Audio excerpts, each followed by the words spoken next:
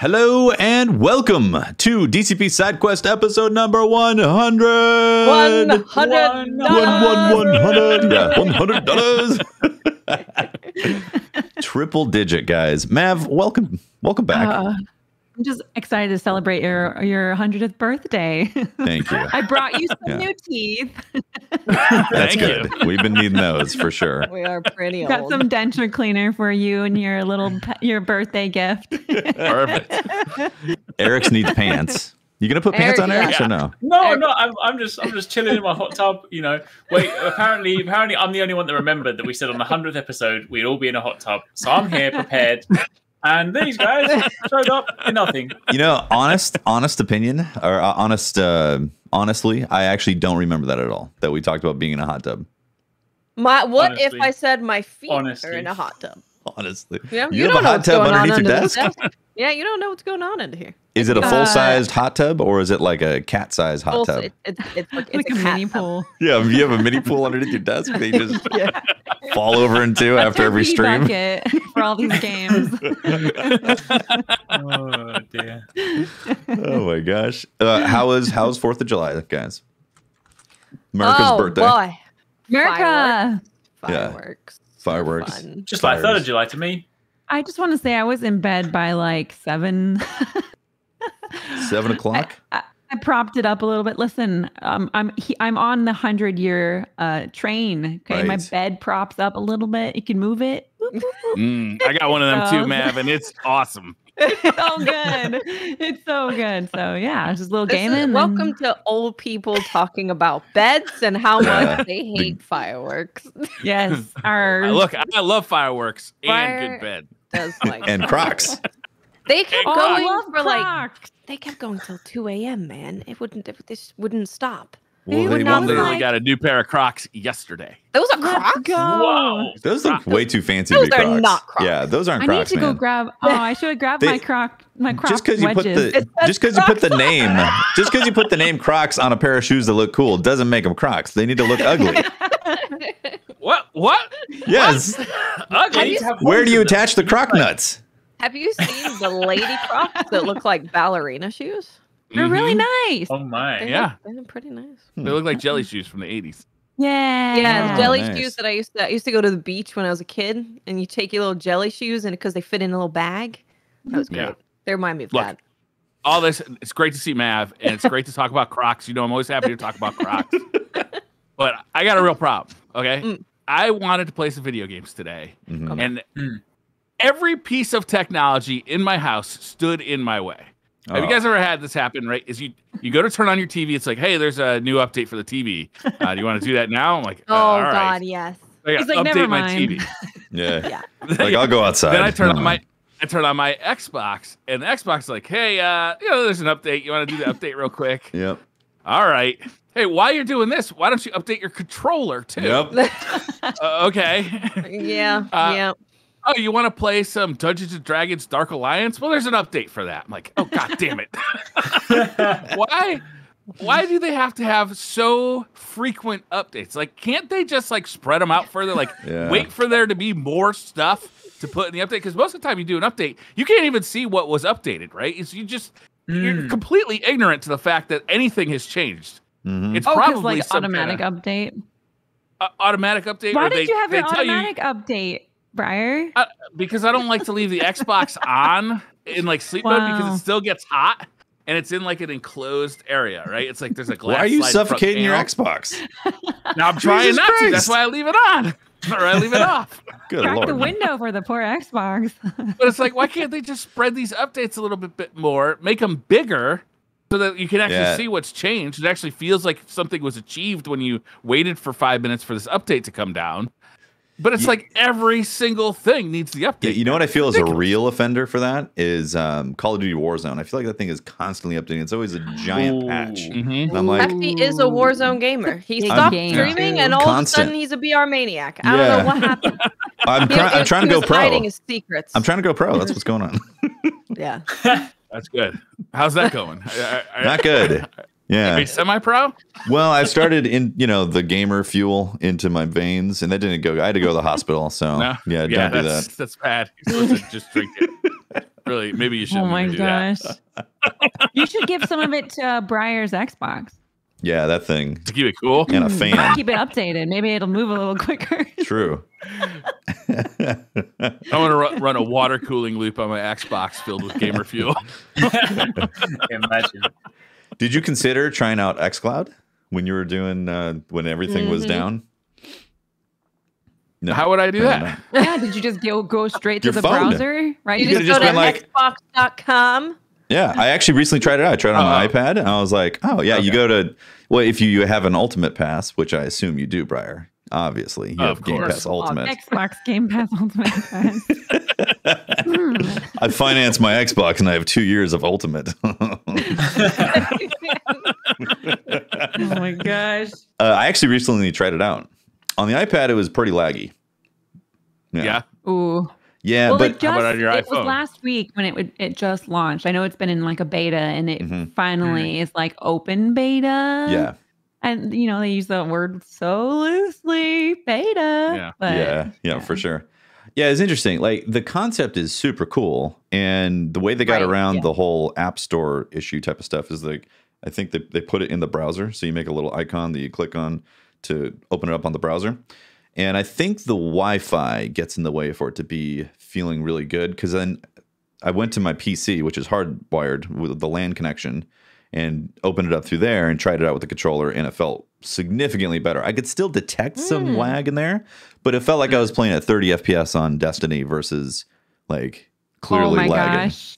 Yeah. It's definitely Okay. network heavy. I know Paris was traveling out here for redacted Xbox thing, and well, it's not redacted anymore, but he was doing the Xbox thing and he was playing Destiny on it, and he was like, I had to switch because it was not there yet. Yeah. Oh, no. Well, I actually, when I was on the iPad, I tried like a little indie title. I can't remember the title name, but like just the movement around for the character, like a little 2D sprite, I could tell significant input delay, like half a second at least. And I was like, Wow. Yeah, it's rough. that's not really Yeah, usable. that is rough. Yeah, but LAN connection on my PC going from a browser and using an Xbox controller plugged in. But at that point, what's the point? Yeah. Well, when you're updating your TV and your Xbox and your controller. yeah, when everything needs a freaking update. That's the point. Briar. There you Plug go. my iPad into my TV and get going. Well, okay, what so happens what when I the cloud needs updating? yeah, right. Oh Yeah. no. What I That's haven't next. tried You yet know that's though, next. I haven't tried it like on a mobile connection to see if the mobile connection might have a quicker feed than going through the Wi-Fi. In some cases, it might, right? If Yeah, it you have might. a legit 5G connection, it could. Yeah, I don't have 5G yet though. I don't Yeah, either. well. Yeah, I'm waiting for that iPhone 13. My wireless situation in my house is not top of the line, right? Because most of the important stuff I have like hardwired with the LAN cables. So like the Wi-Fi connection is kind of just like for whatever, like browsing the internet on a iPad or whatever. It's like I don't really put a lot of time or attention into keeping that thing up to date and as lag free an experience as possible because I don't use it for that. When was the last time you updated your router? It's been a while. The firmware? I don't update firmware on my router Ever? unless I have a problem. Oh, Unless I have a problem. security holes waiting. Briar will break people's knees who dare. Briar, if you could question just his send me security. your router password, that'd be great. Said IP address real quick. It's 1, 2. And your mother's Is maiden name Crocs would on be the best? awesome as well. It's admin password. Oh no. Of course, you Number never one change Crocs fan. Yeah. Number one and Crocs A. fan, yeah. I have one of those. It's like it's the mesh networks in the house, you know. So it's like I don't think those are particularly like low ping rates on those things. 'Cause I'm sure, yeah. they're bouncing the Wi-Fi like among themselves to try and provide each device the best Wi-Fi. Yeah. I don't really know. Like I don't use them for that. I just have a real router for the LAN, and then that is like on the back of that. Well, Oh my gosh. I'll update you guys next week on the usefulness of the phone connection on there. I'll try it out. I'll go Yeah. out in the wild Okay. through the city, maybe try That's a it. video You gotta get, right like- there. That is a like video, optimal exactly. connection. Vlog it. It's a video. Yeah, you gotta like vlog it. climb a cell tower, so you're like right next to the signal. I gotta See plug it. how quick you can I gotta get it. plug the lightning cable directly into the cell tower. You know, just be like, But Jeff's gonna put a Batman costume on, then we'll all know who Batman actually is. Now. I'll be the vigilante throughout the Sacramento city. The Sacramento vigilante. Yeah, apparently with 5G though, once that catches on and once people have it, like in the places where they want a game, it's gonna be pretty good because it's really low latency awesome. and it's really high throughput. Mm-hmm. So, assuming that you can get 5G, services like xCloud and Stadia are going to be able to take advantage of that in a really big way. Mm-hmm. Yeah, it's going to be really cool once they've ironed it out to where it does feel really flawless. The concept is awesome. Like even on the browser, I was able to use a controller as if I was on a console on the browser for like that XPlay window, and just that's nice. Yeah, and then just hit launch, and then it doesn't launch lightning quick. It does take like a little bit for it to boot up and them to grab a server from the cloud and all that. But it's really cool. Yeah. The future is mobile gaming, so I'm not surprised that this is all happening right now. Yeah, absolutely. Excited. Be in my bed, reclined with my Mm-hmm. my backbone handheld.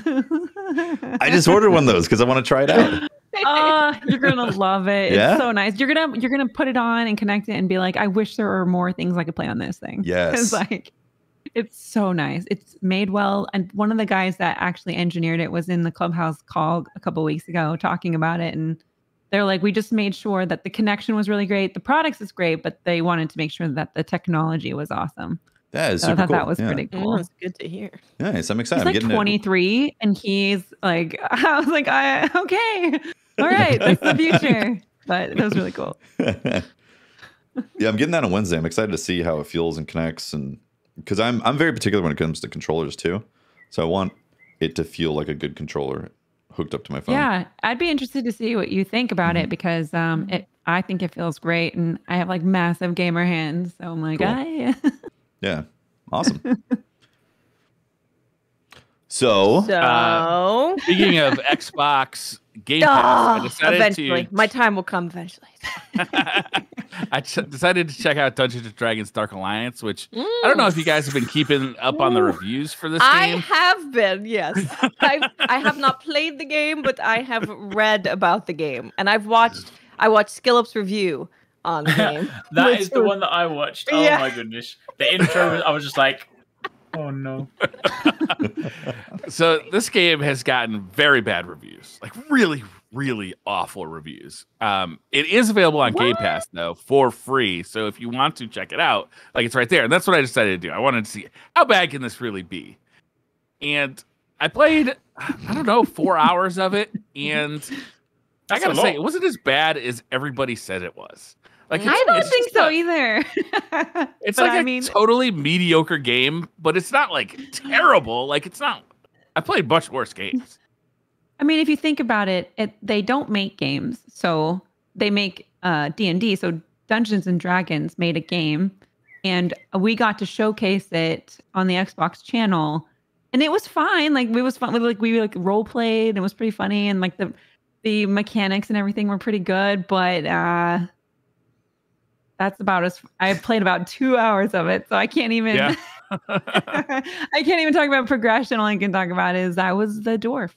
I think it falls apart a lot in the progression areas of it, but like the general combat and like the look of the game, it feels like a PS2 or maybe like an Xbox 360 or PS3 game that just got like an HD update. Like it looks modern, but it doesn't feel modern. It doesn't feel like it's taken. It has taken some influences from like the Dark Souls games. Like there's campfires and you always have a potion on you, and there's like a dodge button and a parry button, but it doesn't feel like that stuff all feels like it was added on to a game that was made in 2007, right?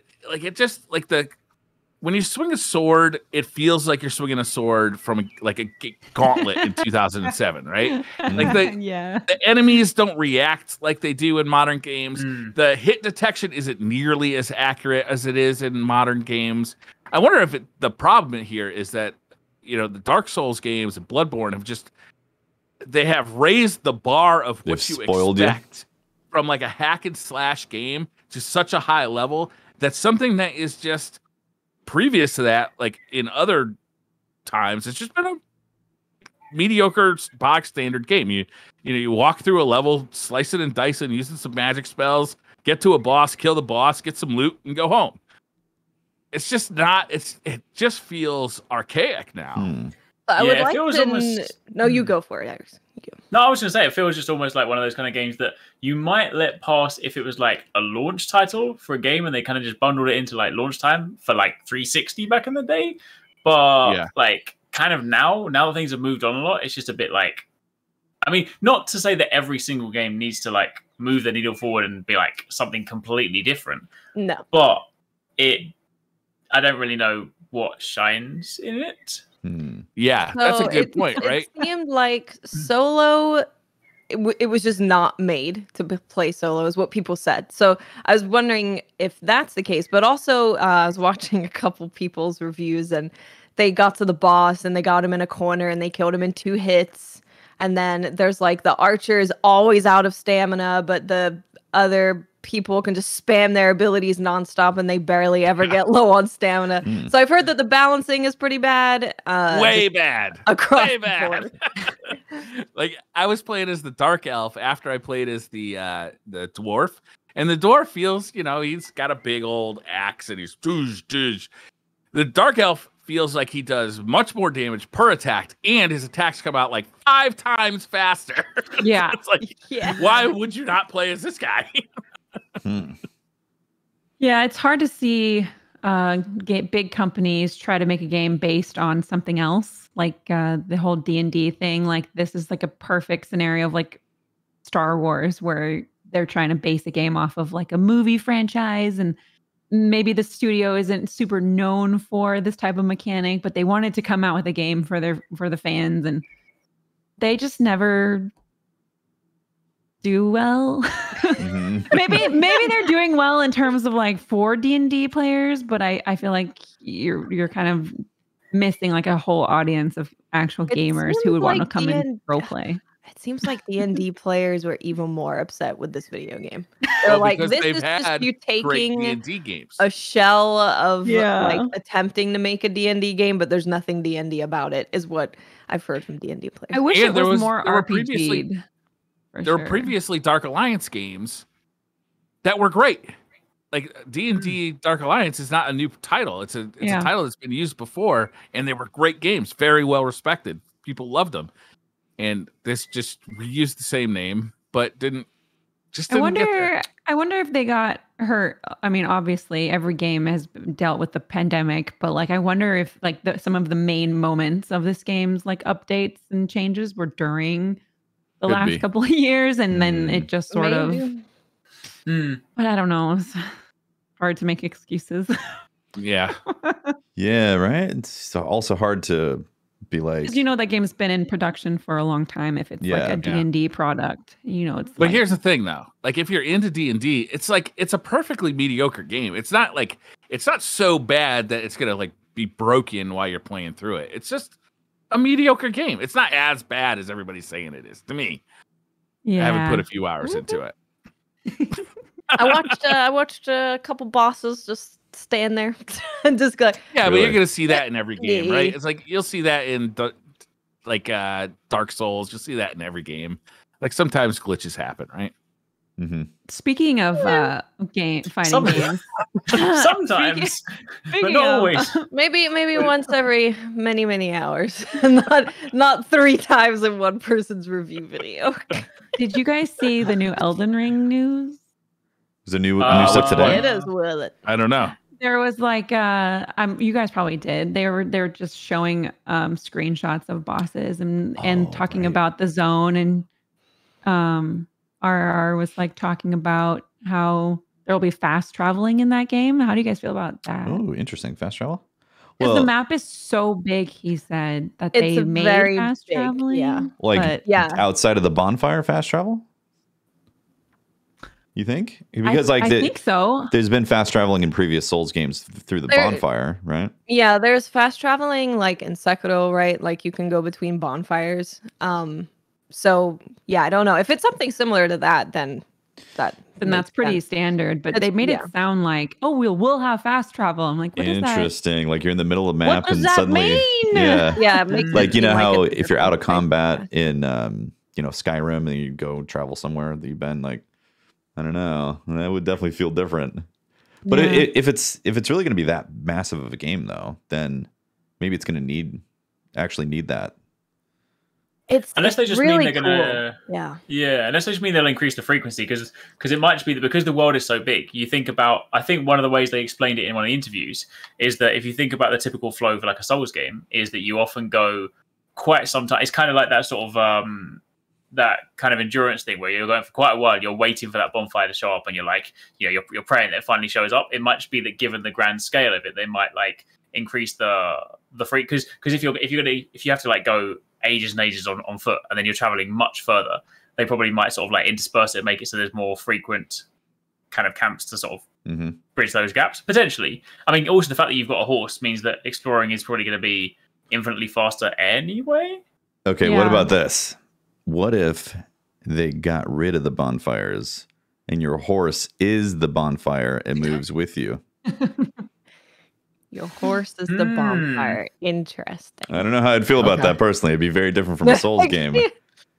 But I want this to be sounds like different they're than a Souls changing game, things. though.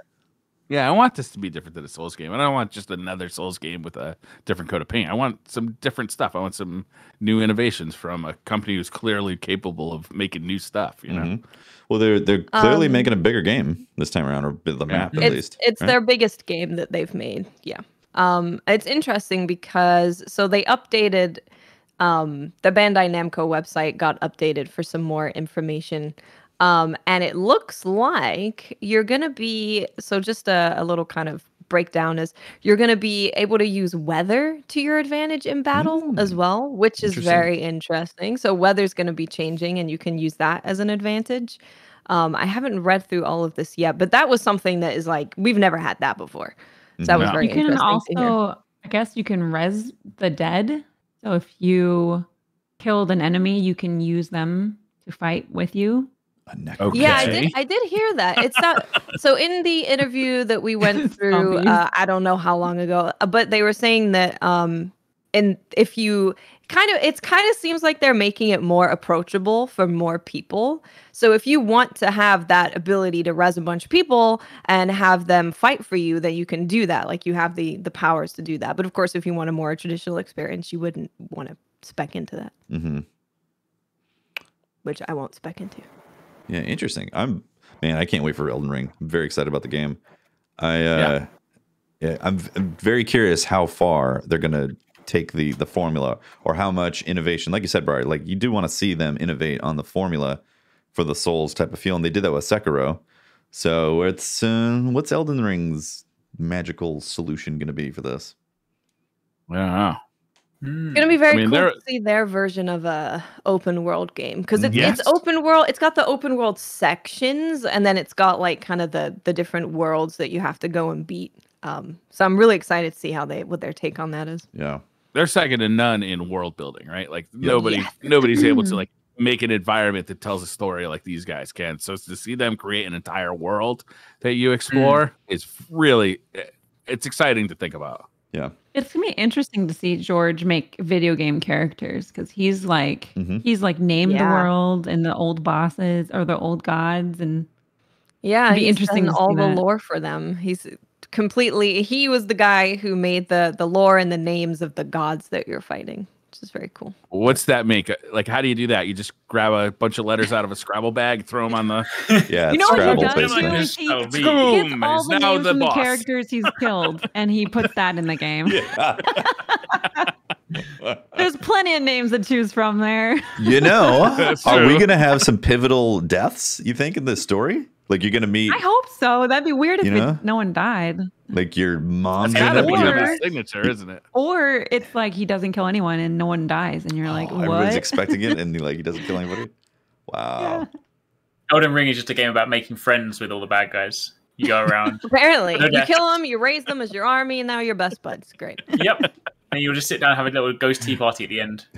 Yeah. I feel like classic R.R. Martin would be like killing the firekeeper halfway through the game or something. Be like, nah, she's dead. Sorry. Oh, maybe you know what they'll do? Maybe they'll pull a Ghost of Tsushima and kill your horse. Oh, sorry, spoilers. God, no, that would be awful. Please don't. My moving bonfire, please no. Yeah, exactly. So I thought it would be interesting to just read what they say in this one little blurb because it kind of tells us some interesting stuff. So it says, try dozens of skills and find one best to suit your style. Practice stealth to avoid danger or catch enemies unaware. Use the environment, the weather, and the time of day to gain an advantage, which... Time of day, too. That seems really cool. Learn the art of combat. Maybe only necromance in the evening. Maybe that could be. That really could be it. If they've like put weather and environment and time of day to be like come together as something that you have to use, that's really interesting. Huh. Learn the art of combat where you must read your enemy's intentions, and a well-timed dodge or parry could be the difference between life and death. Ride your steed into battle against mounted mercenaries and cut them from their horses. Master arcane spells from the masters that still linger among the ruins. Summon familiar spirits to even the odds against you, or call on your fellow tarnished to fight at your side. So it's co-op. It really, I mean, they've said that this is going to be not only their biggest game, but also it's going to have the game where it's got the most customization of what you can do. Wow. So that is. It sounds amazing. Yeah. Yeah. It really does. I'm trying not to get like cyberpunk level of hype. I know. Yeah. Same. I'm worried about them sticking the landing. I'm like, oh, come on. I know. It's not like it. FromSoft's amazing at this, but still, like. Yes, that's what we said about CD Projekt Red a year ago. No, CD Projekt Red released a broken-ass game with The Witcher, and then they just fixed it over time. True. That is true. So, like, that was the precedent. That Eric, what do you have to say about that in the tub? Yeah, Mr. Witcher. I mean, look, right? My tub was great. You know, like the tub wasn't broken. I would say, you know, I'll. The tub scene worked fine. Yeah. When do you think we'll get a new Witcher game? Because we have the new show. We've got WitcherCon coming up. Yeah, there's like a Siri Witcher game kind of like in the works right now, right? They've announced that they're working on it. Yeah. Yeah. I feel like it has to be a while off though, because I mean, like when you think about it, although like people will definitely want it, and although a lot of people probably want people just to move back to like they wanted to move back to that, they've still got to fix Cyberpunk and put out their DLC they've like promised and stuff. So I feel like it's going to be quite a while. I feel like it's going to be a long There's also no update on Cyberpunk. See, I haven't played it yet because I wanted to play it on next gen, but I haven't heard anything. Yeah. They haven't done their next gen. They pushed that out to this fall, and who knows if they're going to hit that target, right? Like that might be the next fall. It might. The last update for Cyberpunk was a really big one. Apparently, there was a lot of stuff fixed in that. Yeah. Okay. Yeah, they're slowly plugging away at it. I mean, they clearly want to make good for the game and all that, but I'm glad they're sticking with it. Yeah, it's problematic for sure. Yeah, I just hope they do. Yeah, I just hope they do fix it because I mean, like, it was one of those unfortunate things because you know when I played it, like I was fortunate enough to just play it on like a good machine, so I kind of didn't experience half the bugs. So I kind of had the sort of experience they intended. So like, I just want more people to. Because underneath all of the issues and stuff, there is a good game there. And I want people to kind of experience that. So yeah, hopefully, given time. But yeah, I definitely agree. I don't think Elden Ring. I don't think we have anything to worry about with that one. No. I feel like they know what they're doing. Famous last words. The only reason nothing to worry about. Yeah, it'll be fine. The only reason that we're like even slightly thinking about this is the fact that it's the biggest open world thing that they've ever made. George R.R. Martin doing stuff, you know, and what type of things are thrown into that mix. He's so prolific. Yeah, exactly. What if he did half the story and they're like, we have to finish this game? Lore. He didn't even write the full thing. He just wrote parts of it.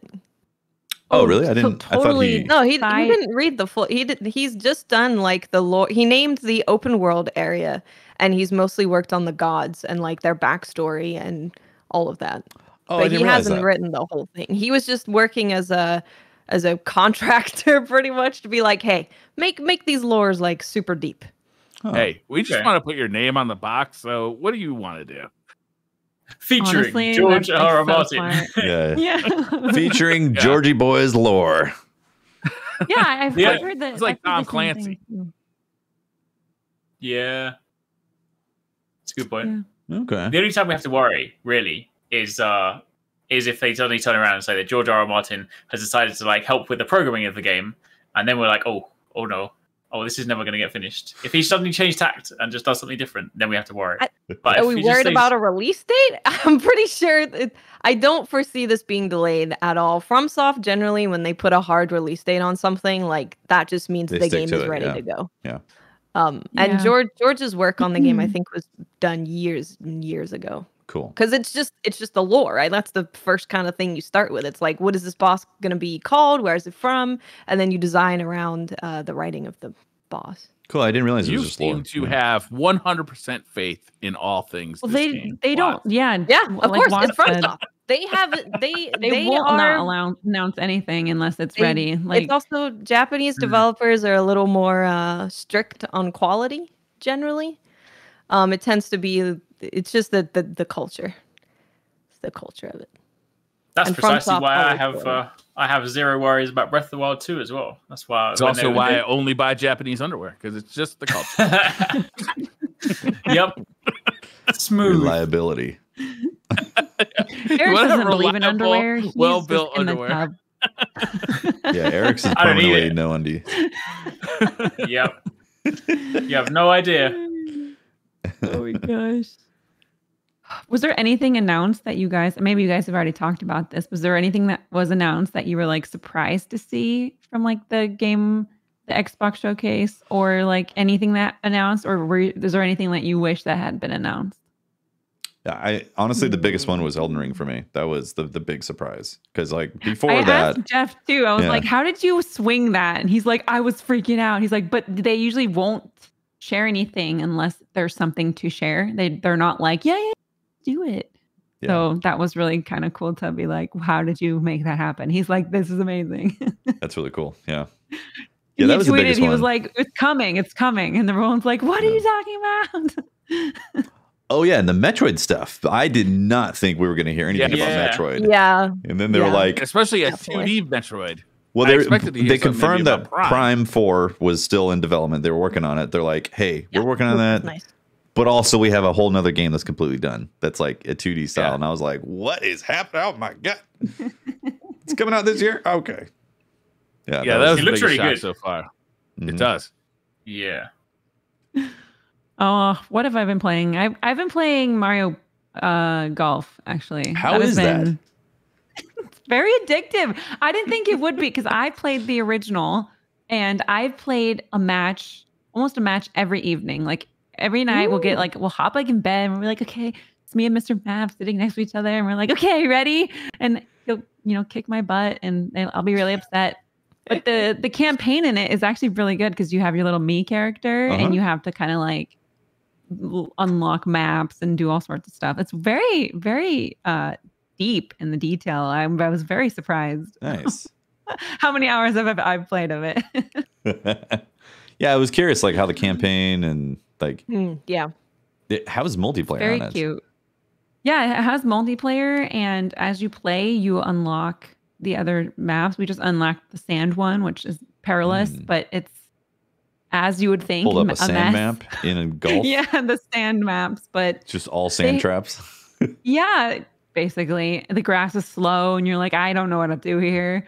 But the multiplayer, the new multiplayer where you kind of hit and run, and you just like That run looks towards your. hilarious. It's so nice, actually. It like at first I thought it would be a little clunky, because you're like, what is it? Is it just like free for all? Just go chase your ball. But there's like, you like want to run, and then you can level up each ability. So you can level up your speed, you can level up your putting ability, you can level up your power ups, Some and how RPG long aspects. healing and stuff. Yeah. So there's like a lot of skill trees you can do too, and characters you can help and quest with. To me, it's just way more in depth than I would have thought for a Mario game like this. But here I am. That's the game I've played the most. It's been deep And diving I've into played that lots recently. of games, but that's the one I played the most. I downloaded it. I haven't had a chance to play it yet, because I really wanted to. And then I saw like a load of sort of mixed. It seems to be getting mixed reviews, but I do still want to like mess around with it just from like a multiplayer point of view, because it basically it's looks like confusing at first because you're like, I Yeah. don't know. Is that? But once you play it, you're like, oh, this makes sense. Oh, okay, that makes sense. Oh, wow, that's cool. Oh, I think. Cool. I still play Mario Kart from the N64 or Mario Golf from the N64. So I'm really looking forward to get my hands on this. Oh yeah, Although, okay.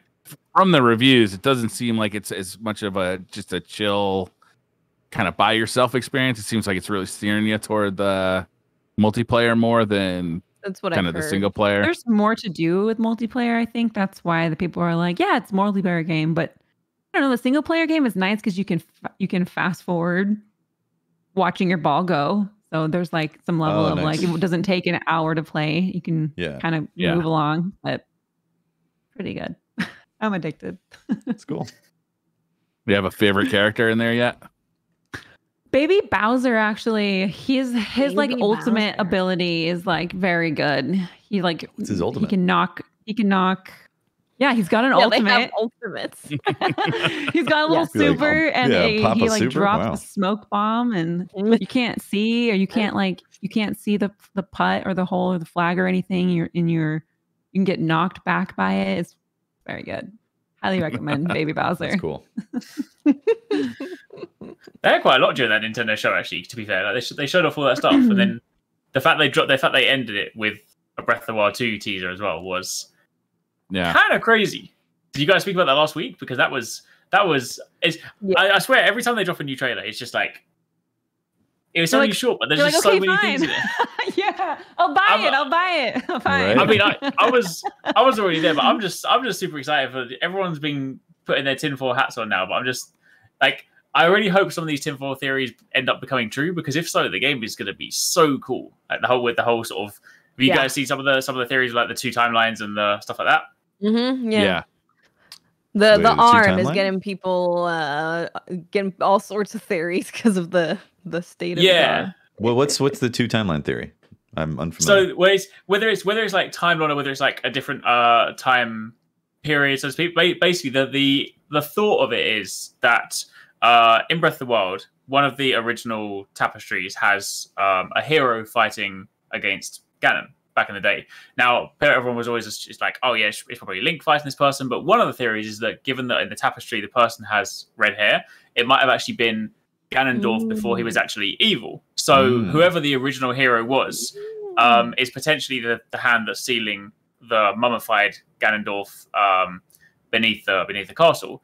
And then given the link to Link, when like the ground shakes and he goes to move, the hand basically grabs him to sort of protect him, and then seemingly like the thing that's overtaken him is sort of original Link or original sort of hero. So potentially the interesting thing is that in the trailer, you'll notice that anytime you see footage of him in the sort of barbarian style clothing with the funny arm, they never show his face. They always show it from behind.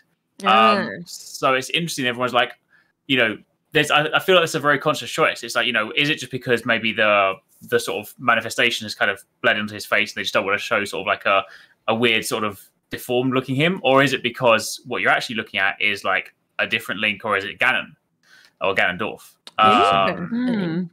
So there's the potential that, what you see is like in the sky is like a different period to when you see him in the blue tunic on the ground, which could be super awesome. Could be. So it could be like a shifting between 2 people or two times. Yeah, potentially.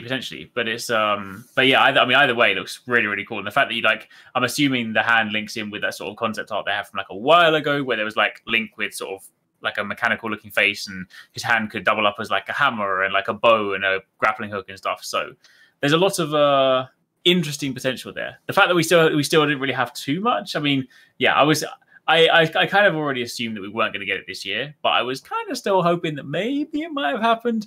But I'm thinking like, and even given how little they showed, maybe Q1 next year is also a bit hopeful. So yeah, we'll have to see. You think that the new Switch will be going out with it too? I reckon so. I genuinely reckon because it'll be a system seller, right? Like it's just going to be definitely. And given that like Breath of the Wild, like it ran quite well, but there were areas that it struggled. So it seems like the perfect showcase for just like Zelda, Breath of the Wild 2, powerful system, let's go. Yeah. Oh, I want one so I'm ready bad. for I a don't new even know what Switch, it is. Yeah. Hmm. Do you think it's going to be I'm so called ready. the Pro or the 2? Or the The Super. Super. The Super. The Super Switch? Super, Super Nintendo Switch Switch. Turbo Alpha. Oh my god. That'd be perfect. Oh god. They'll the probably Super do the Switch. same new thing that they've been doing forever. I hate that when they call it the new 3DS or the new Wii. It's like, Oh yeah. it's so confusing. Oh, new Switch. Or the Switch XL, but it won't be any bigger, so it'll be like the Switch XL, but the same. Bigger brain. Yeah. Yeah. Real Big quick, going Switch. back to what you were saying about the lore stuff for Zelda, is I don't really care too much about Zelda lore, but what they always do with that stuff is they always make it really interesting for the gameplay.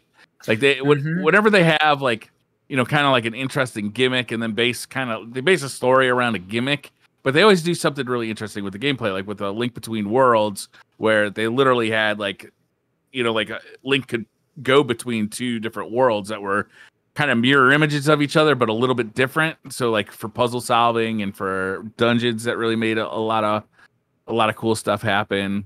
A Link to the Past, even going back that far, you know, you literally going, you know, back. Like, you know, they do a lot of cool stuff with that stuff. Mm-hmm. So, I don't know, Yeah. interesting. Yeah, I'm definitely interested to see how because the thing is, like, I love Breath of the Wild. Like, it's generally one of my favorite games, but it's just like there was a couple of things that made it still not beat Ocarina of Time for me. But I feel like the way that the direction that Breath of the Wild 2 is going, it seems like they're bringing back. Well, the thought process is that we'll see more traditional dungeons, which I think is one thing we were sort of missing from Breath of the Wild. I know we had shrines, but we had that kind of thing. And I feel like if they could, again, we don't know this just yet because it's a difficult thing to juggle. Like in Breath of the Wild, they wanted to push the idea that, you know, you can play the game in any order you want, which is really cool. And obviously, as a result of that, you kind of have to have access to a lot of things early on, hence having the Sheikah Slate.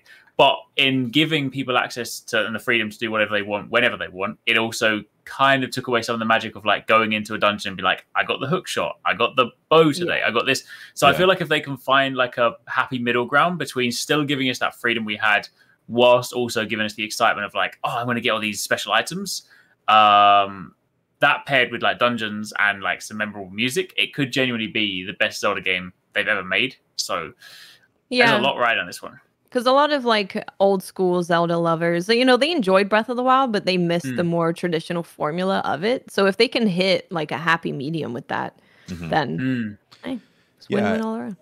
I noticed that when I played it too, and like that is one thing that I do really love about Zelda is that you get to each piece that unlocks is the thing that you use to go and do the next area that unlocks other parts that you can now reach that you couldn't reach before in earlier zones and later zones and all that stuff. I really do love that puzzle solving thing that happens, and that was definitely more so missing. Not 100%, but it was not quite prevalent in Breath of the Wild. Do you think? Yeah. Do you think a lot of Breath of the Wild 1 is going to carry over for Link? You know, like, do you think we're going to have the stuff that we had? Like story-wise? No.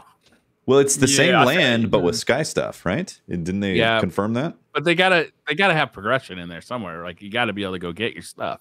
Like that's what Zelda is. It's gonna be interesting because like it's such an open world, and so it's like the first actual open world Zelda game. So they could. Mm-hmm. Yeah, it'll be interesting. I feel like they'll probably make like a narrative reason why not. Like, oh, Link decided that his quest was over, so he donated all of his weapons to the farmers or something. I don't know, but like Salvation Army. Yeah, exactly. I feel like there'll probably be like a narrative reason why, or like maybe just with the calamity at the beginning, it'll be like, oh look, there's a hole in the ground in your house. The handle your weapons is gone. So broke his Sheikah Slate. Good luck. Yeah, exactly. Yeah, you're in the clouds now. Yeah. Good luck. Exactly. These weapons don't work here. Oh, you know what? Maybe it would start in the clouds, and like you don't have access to the ground anymore, and maybe that opens up once you finish. Yeah. They always want to make something new, so it would be weird for them to carry over a game. I mean, it wouldn't be so weird because it's still their most played one right now, but like it would be very strange if they were like, yeah, and you can play it on this one, and you're gonna want to, so you can play the second one. And I've never seen them do that. True. Yeah. Also, they don't give shit about continuity between the Zelda universe games, right? Like, No. they don't. No. They don't care. They pretend to have this like timeline and this like lore of like how all the Zelda games like are in order and everything. But come on, they're making that stuff up afterward. That was not written before they made those games. They're like, we've been on land for a while. Let's go in the sky. How about that's a nice cloud? We need sky weapons. Sky Although weapons. I do think there is genuinely, I do think there is genuinely strategic reason for them releasing of all the potential games they could have done as like HD remasters and remakes and stuff. You know, Twilight Princess and Wind Waker and stuff. They're specifically putting out Skyward Sword first. They are, yeah. Mhm. Which, of course, given the Skylink and stuff, I do think they kind of like they want people to play that because I feel like narratively speaking, it's going to sort of link in with Breath of the Wild and stuff. So I feel like they're like, yeah, you play this now, and then we'll give you Twilight Princess and Wind Waker later. So yeah, Gosh. Yeah. I want Ocarina. yeah, Please that bring would it be to cool. Switch. You're not going to give us the new N64. I would like it That's a on good Switch. point. Thank you. N65. Speaking of N64, on a really weird tangent, but I don't know, Bri, if you bought one of these, but I've been looking into buying one recently because my friend got one. But the Anbernic like portable device, which like can emulate a load of the old games, but like there's two versions, there's two formats. One looks basically like a Game Boy Color, and then one looks like a regular thing. But I'm basically hovering over the purchase button like at the moment. I'm just like, I want to get one of these. The only reason I haven't bought one yet, and I know those things are really cool. They could play like any video games from like the NES up to like PSP and like Dreamcast games. They're really neat. They're like little handheld emulators that run on batteries, and you just load the ROMs in. The only reason I haven't bought one is because I'm waiting to get the Pocket. Same. Yeah. Yeah. I cry. How long am I going to be waiting on that? Oh man, Yeah. I can't wait. I got the white one, and Mr. Mav got the black one, and we have like we have the clear case, and we have all the attachments and everything, and I'm just waiting for it to come out here. I love handheld. We haven't got like a date for that, right? Because they pushed it back, but there's No date. Yeah. Damn. Yeah. I mean, pre-orders went up a year ago, right? Like sometime around this time last year. Yeah, I remember that. We were That was, tweeting. that I was remember during that the, morning. that was during the great Briar pre-order debates. I remember Yes. the pre-order rants. I remember Yeah, those. yeah. That was great. Yeah. When you revealed We he had was to a pre-order trust so fund much buddy. stuff last summer. We did. That's all we could do. We couldn't go anywhere. Yeah, we just just pre-order bought a bunch stuff, of right? stuff. Sat on the internet and ordered stuff that will be delivered in some time at a later date. Yeah.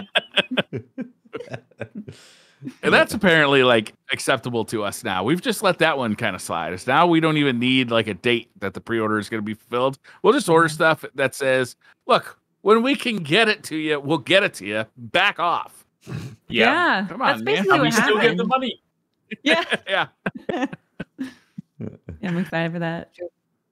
I suppose we were lucky with the PlayStation and Xbox. At least they told us when they were going to ship them. Right? Although there's still no more at the moment, right? There's still it's still crazy to think that. I mean, I know obviously given the world situation and stuff, but it's still crazy to think that like. Because I often forget about it. If I'm playing a PS5 game, I'm like, oh, yo, you guys should check it out. And they're like, yeah, I would if I could buy a console. I'm just like, Yeah. oh, yeah. You literally can't just be like, I'm going to go and buy a PS5 today.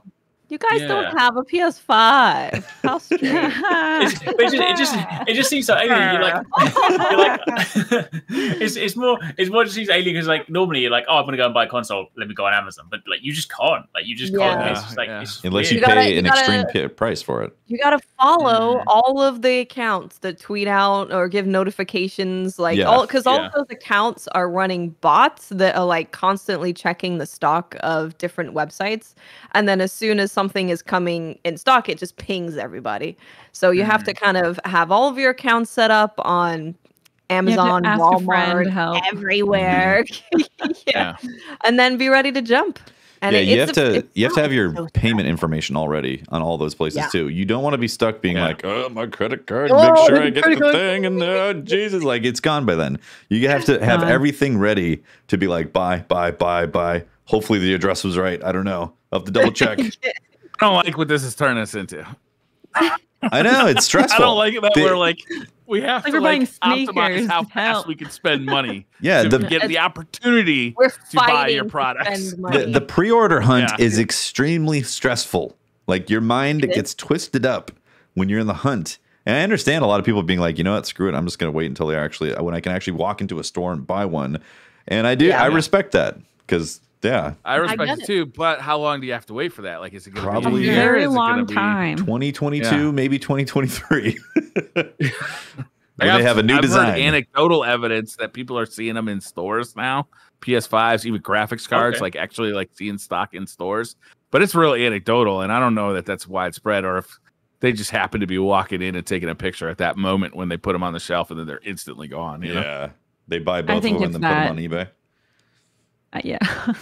I mean, Them damn scalpers. oh gosh, flipping consoles. I never thought I'd see the day, but I guess I do. I would, because that's what I do with my shoes. So Where was that article this weekend? Was that in? Oh man, somebody did like a big article on this kid who was in high school still, and it made like a bunch of money just flipping consoles because he could just sit there with the bots buying up the consoles as soon as they went on sale and then Yeah. flipping them, right? And that's what he turned his business. He made like well over 6 figures. I can't remember the exact number, but Isn't that crazy? Damn. I can't remember the name of the magazine, but it was a well-known news outlet that had done a big article on him. That's And a lot of everybody was money. mad. Yeah. yeah. But it's like you're literally making money off of other people's like misfortune. Yeah. Yes. Literally. Yeah. Yes. It's like being a health insurer. That's like a real bad karma. That's right. It's That's bad real karma. bad Exactly.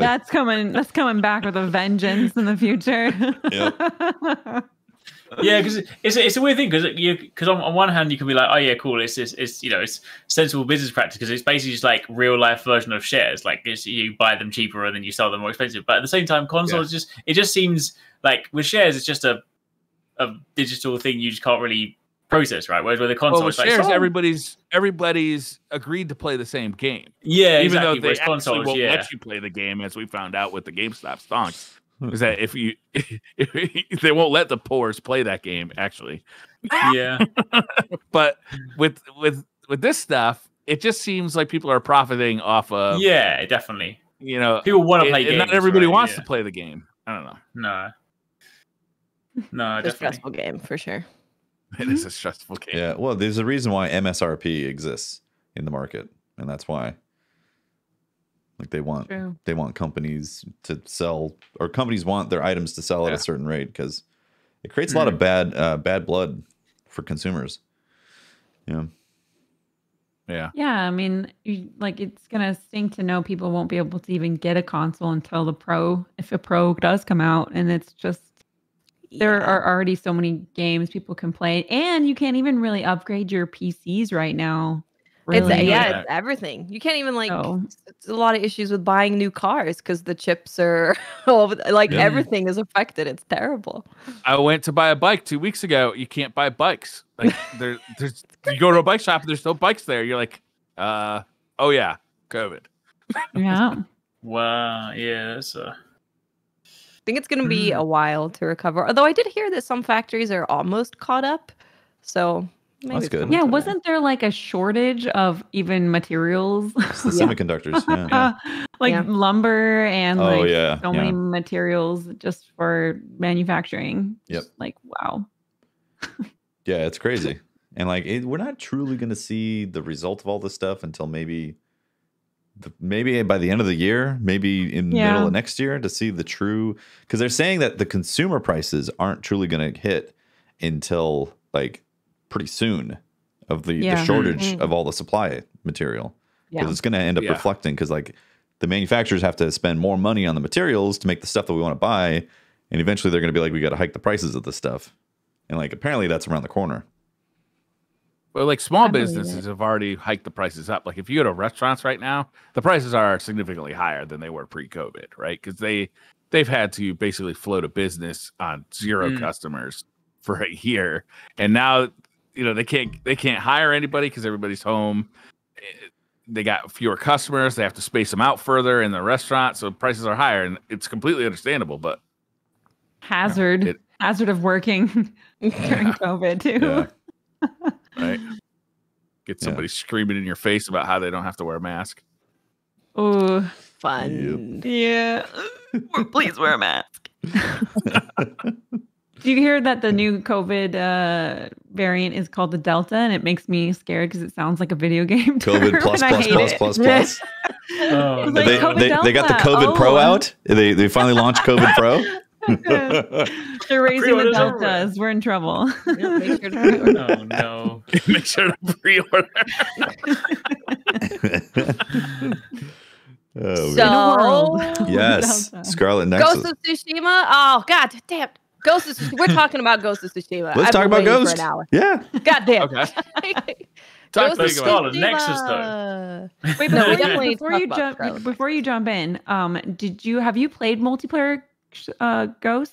Yeah, Okay. we did Oh, the hell raid yeah. We together. did the We raid, did all of it. the multiplayer. Yeah, How we did was all it? of Because I Oh, it's amazing. want to jump Amazing. in and do that because Mr. Matt plays so much of it, and I'm It's like, I guess I'll jump in. Can you? Do you have to? Is it like? Can you play on the same account, or is it like online multiplayer style? The online multiplayer is a separate account from your main Each play one, save. you jump into someone else's game. Okay. Well, it's like a different game almost. You know, like Sure. there's a few cosmetics that cross over because you did something in the main game that'll give you in the multiplayer and vice versa. But Oh, okay. but it's okay. like it's like you started a Different. new account that's strictly an online thing or a multiplayer thing, Yeah. and then you level it up. There's loot. It's a lot like Destiny with how the looting and leveling is, Yeah. and it's freaking awesome. It's The really raid is good. And we're badass. getting new Legends content. I think it's the with best part of the game. Director's cut. Yeah. Getting Oh, new- really? We are getting Legends content? Yeah, Mhm. there's going to be a new game Oh, mode okay. and everything. So I was they're curious they're about that. investing into that as well. Super exciting. We have no I other wonder- details aside from new content in that side coming, right? I heard new game mode. New game mode? Ooh. Yeah. So maybe that means new maps with a new mode as well, or maybe it's just a new mode. But yeah, I'm really happy that they're putting into that because their multiplayer, it's just so good. They did loot better than most looters do loot. They Yeah. really did, yeah. They really Yeah. did. Doesn't Yeah. make any sense. They basically took a survey of the landscape and were like, this is what works. Let's cherry pick the best parts of what works and then put it in this Yeah. really nice, tight, contained multiplayer experience. And I was like, thank you. I wonder how that worked out for them because they released that multiplayer part so long after the main game came out. I just wonder what, like, financially, if that was a boost to sales because it was so far out, or if I wonder. because it generated a lot of word of mouth. It did, when yeah. it came out. So Yeah. I just wonder how it did for them because it was weird how they did that so long after. I'd kind of almost forgotten about the game until then. It was I like can't- 3 or 4 months, right? I can't believe we're going to be playing this new director's cut with a new island and new Legends content and all of the upgrades in a month. Yeah. Is it a month? It comes out in August, yeah. Whoa, I didn't know Yeah. that. That's amazing. And it's like a new version for the PS5 too, right? Yeah. It's not that it's updated like a version of the PS4. It's a complete re-release, right? Mhm. Yeah, Yeah, they so went you they can- went you through can and either buy added it. everything. Yeah. Yeah, you can either buy it as a standalone DLC, or you can actually just buy like the director's cut, which is just like, you know, a base game plus all the new stuff. And yeah, but brand new islands would be fun. That would be super cool. Good, yeah. I haven't Yeah, put new anything on my items, new PlayStation. cosmetics, new techniques. Like it's a full expansion. It's not just Mhm. like a little DLC add-on. It's like a whole thing. So Yeah. I can't freaking That's wait. exciting. So, question on this. How do you guys feel about the fact that if you want the PS5 version, you're getting charged a premium? You're getting charged an extra $10 for the PS5 enhancements. If you just want the DLC, the island and the new additions, it's $20 for that. But for Right. the Yeah. full director's On the cut, PS4. yeah, for the PS4, which I'm assuming would work on the PS5 as well if you didn't even want to get the PS5 enhancements. You could just play the PS4 version, right? Yeah. You could just do Probably. that. How do you I don't guys know for feel sure. about Probably. them charging extra $10 for the PS5 enhancements?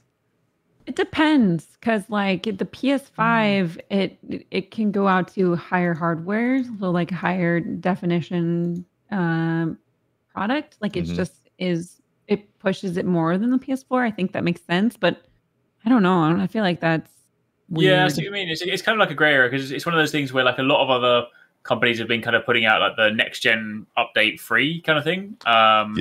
But for me, I think for me, I'm just like, given they've given us just so much stuff free anyway, like Legends was just like, I was like, why am I not paying for Legends? I'm like, Legends are so damn good. So I'm like, you know what? If you want to charge $10 for the PS5 update, I'll give you $10. I'll give you $20. So I know where the anger is coming from, because the precedent has been set that like the next gen update is free for like any game.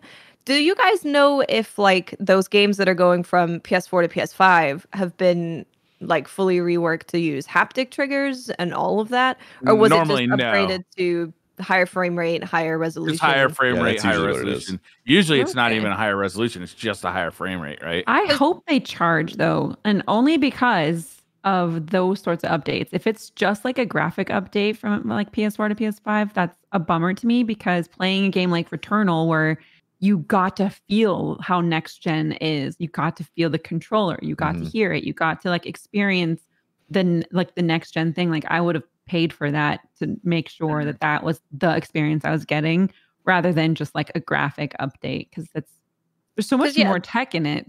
For sure. Because you can play Ghost of Tsushima right now on PS5 at 60 FPS, buttery smooth. And it's awesome. It is. Yeah, it is awesome. So that's what I was thinking, is like a lot of these upgrades, it was higher fidelity, higher frame rate and all of that, but it wasn't a full rework of the weapons and the abilities and everything to work with the controller. So that's why I was like, you know, maybe that's why there's the $10 there. And like Eric said, for me personally, I can't speak about like the morality of the gaming industry or whatever. But for me personally, Ghost of Tsushima was such a good game. They gave us a lot of stuff for free. And if they want to charge $30 for me to have an upgrade and the DLC that's like a massive expansion and all of that, I'm personally okay with giving that developer Sucker Punch my money. Yeah. So especially as I already have I have the PS5 unlocked 60 FPS. It'd be interesting to see what they would do with like what does next gen upgrade or update look like for them, right? Like what will it all entail? If it's just the graphic one, I don't know if people will be very quiet about that, but it would be interesting to see. Like maybe there's some sort of tech supposedly that's it's 4K native resolution. I don't know if they're actually going to rework the graphics so they have true higher fidelity in terms of the texture maps, but there is true 4K native fidelity that's coming in there. And if there is more fine-tunement with the graphics, I'd be happy to see that. I think the biggest thing is the haptic controller and the adaptive or the haptic feedback and the adaptive triggers. I have a feeling those are not easy to implement and take quite a bit of time to dig into the libraries a lot and of make that where it's early.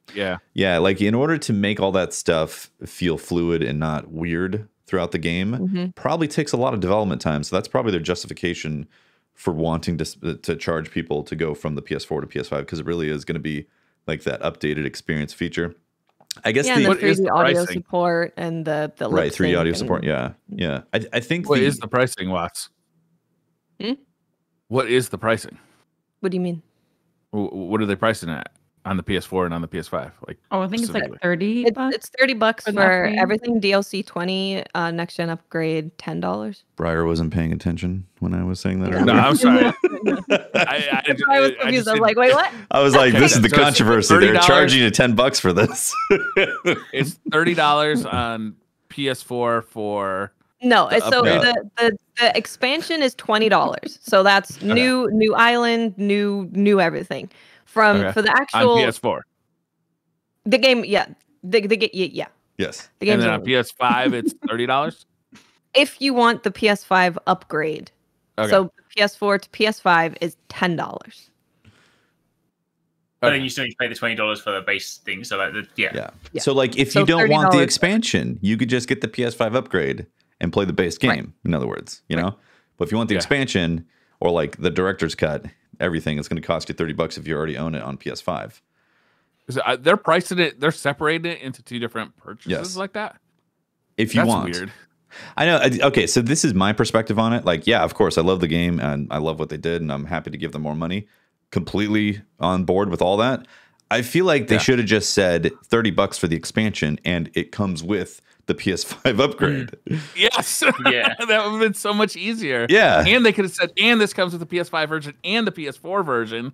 So you're still backward compatible to play it on your PS4. So there's your extra $10 right there. Yeah. But instead they're like, well, it was a PS5 upgrade at $10. And then if you want the Yeah. DLC, it's $20 for the feel PS4. like but if you want it all of it, it's like a $30 a director's cut. You can buy it for $70. You know? It makes me wonder Want a if the plushie? $10 Free. is because it's taking it from a $60 game to a $70 PS5. Oh, that makes sense. Yeah. So Makes you me got to wonder. buy it.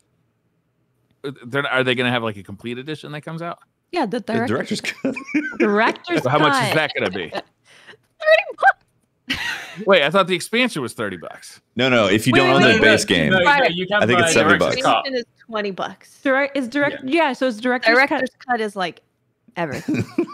Yeah. Okay, But so if, the you want expansion cut if you're buying it brand new, It's $20. So yeah, if we're gonna buy it brand new, director's cut is 70. yeah.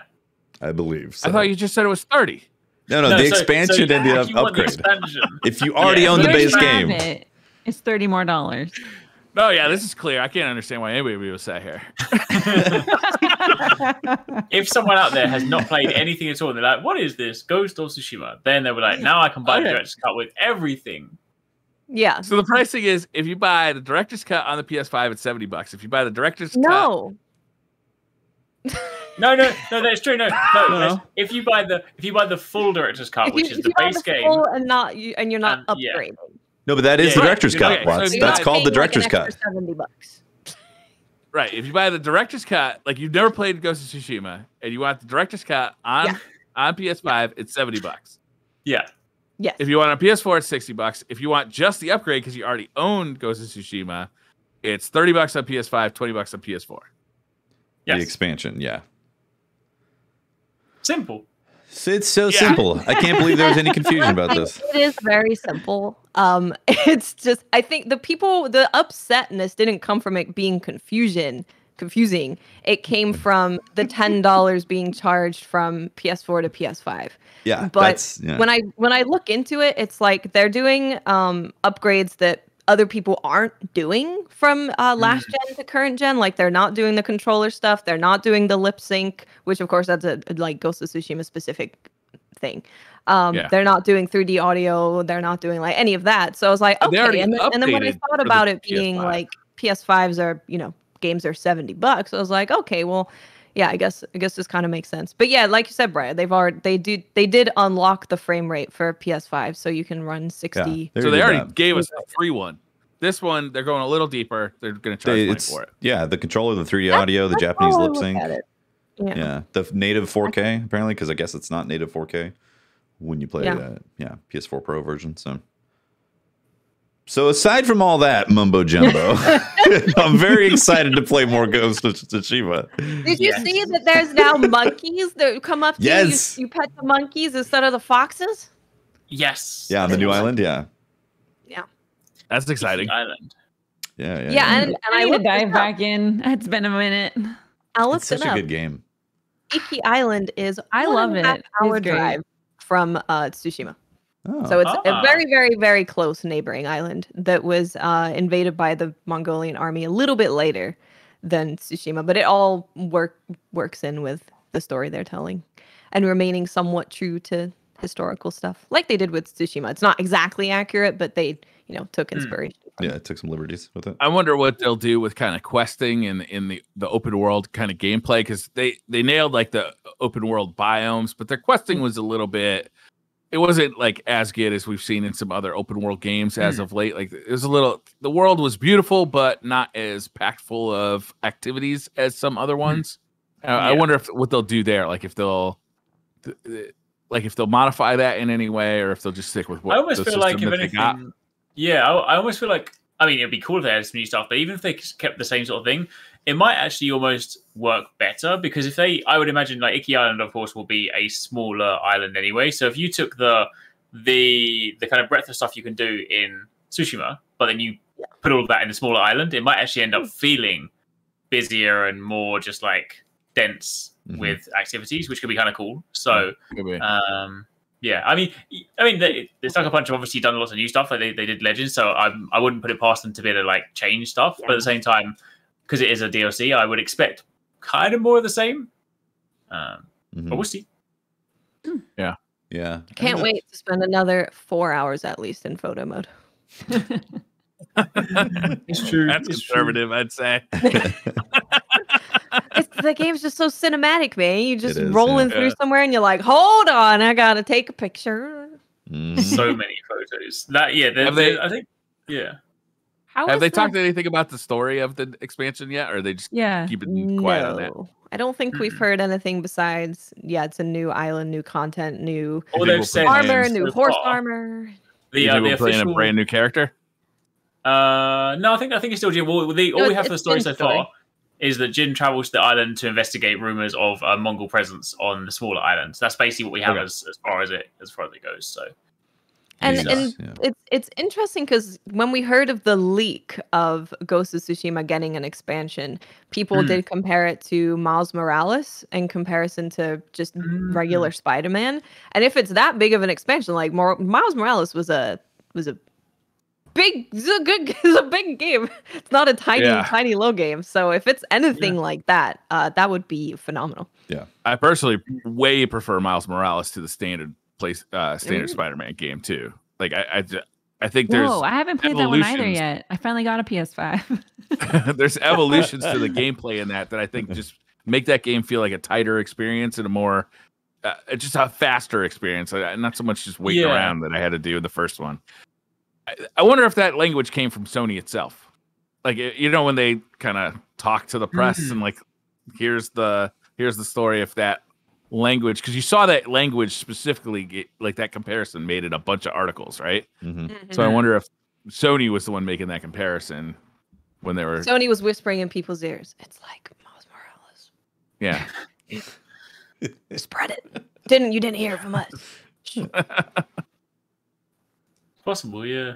I definitely agree with you. I think like that's something that I really enjoyed about Miles as well, because I feel like Spider-Man's a fantastic game, but the gameplay loop does get quite repetitive, so I feel like it fits perfectly in the sort of like 10, 15 hours you can do Miles in, because any more than that, and it's just a bit like you are doing the same thing, right? So like, obviously if that's what you want, that's fair enough. But I do think, it worked.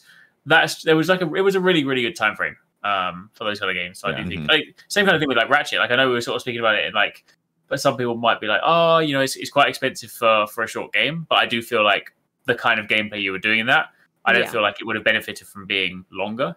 No. So. Yeah. Exciting. How is the PS5 storage situation? I know that the Xbox Series X has like this really cute terabyte. You just boop. How is that? Proprietary device. I've already got to the point where I'm having to delete games to be able to install new games. No. I've had to delete lots of games already. I mean, the thing is, I'm on fiber optic connection, so I don't mind having to re-download stuff. But if it took flex, it's just a little bit, but like if it did take a while to download stuff, I could see that being a huge pain in the ass. I mean, it is way faster installing stuff than the PS4 was. Like way. Yeah. Oh yeah, way faster. Yeah, the Wi-Fi on there is like it's maxed out, so you have no problems with like having fast speeds in there. Yeah, it's definitely faster. But also, like, it doesn't do that like long ass copying thing. True. Yeah. Like. Even on the PS4, your same internet connection, it would still take forever to install a game on a PS4 because, it's just copies and moves. And it's like, what? It's taking so long. Yeah. So you can just copy it to a USB drive that you plug in and then move stuff back and forth if you don't want to have to re-download things. Like if you are on a super slow internet connection and every gigabyte's pressure. PS4 games. No, but you can move it back and forth, can't you? For the PS5? Am I wrong on that?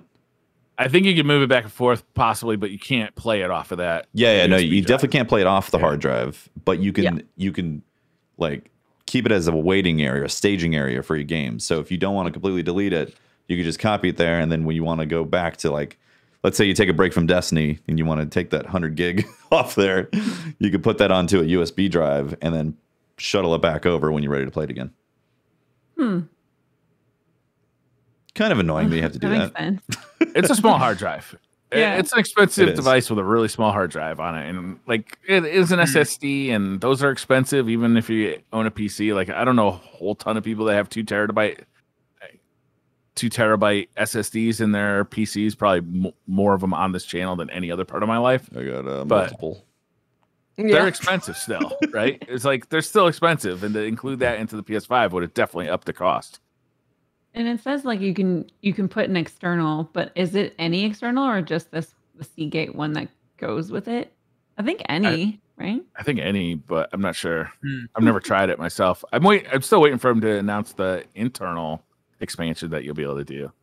Ooh. They haven't enabled that feature because remember, there's an M.2 slot. Like you just pop off the cover, and there's an M.2 slot right there that you can put a hard drive on.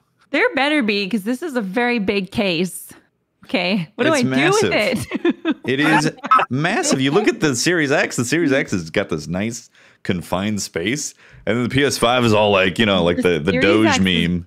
Very chic. And this one I need like the Eye of Sauron in the middle somewhere. Like, oh, what a great idea. I want to send my plates to Ash and have her just do something. That would be right. Ooh, that's a great idea. Oh my gosh. Yeah. It will be naked for a very long time, so I might have to buy some spare while it's gone. I bought some black plates from the other day. I just haven't got around to swapping them because like it's easy to swap them, but you have to unscrew the base plate, and because I've screwed it back in, and I was like, that's just one step too many right now. So I'm not mentally prepared for this adventure. Exactly. I'm just like, you know what? That requires me to unplug 2 things and do one more thing. That's the wires out the back. Exactly, right. That's far too much for me to do for now. So they'll stay in the box until a day comes where I have to move my console, and then I'll consider. And one of those HDMI cables like slithers down and falls into the nest of other cables down there. Oh no! You're fucked for like 2 hours. Yep. And then there's always that time where you go to put the HDMI cable back in, and you're like, I'm confident, right? I've got gamer mode enabled. I can put the HDMI cable in without having to look at the console, and nope. And you know what? It's got to the point where like I still know where it is, but every single time I have to work out whether it's left or right. And every single time I Google a picture of the back of the PS5 so I can do it that way, and then I still get it wrong. I'm literally looking at a picture of the back of the PS5. I can feel where the HDMI port is. Why is this cable not going in? You're psyching yourself out, I think. Too much pressure. I am. Yeah, it's better than the PS4 because the PS4 had that slanted back. So you couldn't even see it if you looked over the PS4. True. Like looking over the back of it, you can't even see the ports. Fuckers. That's a good point. How do they do that? For that very reason. Teach you to never unplug it because it should be your primary console that never is unplugged. Yeah. I can't unplug my PS5 right now. I have a Returnal save on there. Really? In the middle of a Returnal session, and it's Can't like, use anything else. Yeah. Keep it there forever. This is my Returnal PS5. Yeah. Specifically for my Returnal adventures. The run cannot be stopped until I finish it. And therefore, And nothing They else got is bought by happening. Sony, didn't they? The studio Some behind magic. Returnal? House Marquette. Yes. Marquet. Officially part of Sony. That's not surprising, Yeah, that's right? funny. Yeah, but the mishap of the wrong tweet being sent was What happened with that? So the thing was so they tweeted out that they acquired a studio, and it was supposed to say not Blue Point, but it said Blue Point on it. And it wasn't just like, okay, maybe someone, tweeted the wrong name, or maybe they just like did something. It wasn't just even a logo on the image that they tweeted. They had like demon souls in the background. Like it was a fully created graphic. Someone made the graphic. It wasn't a logo mistake. It was a full thing. So it's like a timed tweet mistake. Like you put the wrong tweet in the wrong time slot. They're like, here's your folder of like studio acquisition folder, and they're like, okay, I guess I'll just upload this one. Ooh, that's a mistake. So that's obviously happening because someone made an entire graphic for it. So. Yeah, right. That's really exciting because that is Blue exciting. Point did such a great job on Demon Souls. Everybody wants them to go straight to Bloodborne. But was it the rumor that they were going to be working on one of the Nathan Drake games next, updating that? Ooh, I don't know actually. I don't know about that. I just want Indiana Jones. I think the Bloodborne rumor was that they are making a remake, but it's not with neither of those companies. It's a new company or whatever. I did hear that rumor. Yeah, it's interesting now because Sony has, let's just say, potentially they have Blue Point, which are the masters of remakes right now. And then they also picked up is it Nexus, the company that they also picked up, which exclusively is like PC ports is what they do. Ah, So very interesting. Yeah. Mm-hmm. I would like a Nathan Drake. I'm not necessarily like a remake, but like I do want another Uncharted game. I miss those kind of. They're great. Yeah, like adventure, Lara Croft, Tomb Raider-ish game. I can't wait to honestly. I can't wait to see what they do with Indiana Jones because that's coming, but like cool. not That's for true. a long time. Yeah, the Indiana Jones Yeah, I hope it's good. I hope it doesn't end up just being like a poor man's movie game that is a really bad Uncharted. I'm just worried.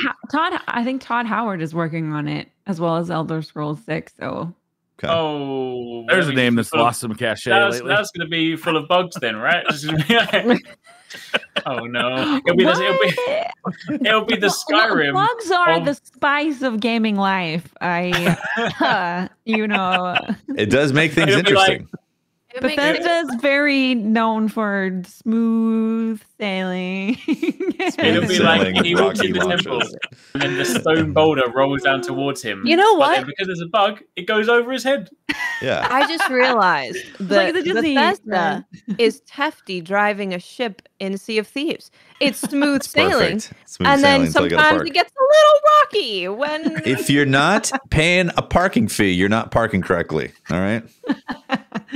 Speaking of Sea of Thieves, it's very good. The new update is very good. If you I haven't haven't played it yet. I Tell us want to about it. play it so bad. Yeah, we keep on talking about playing the new DLC together and scheduling time for them. We haven't done it yet. I'm disappointed because I want to play it.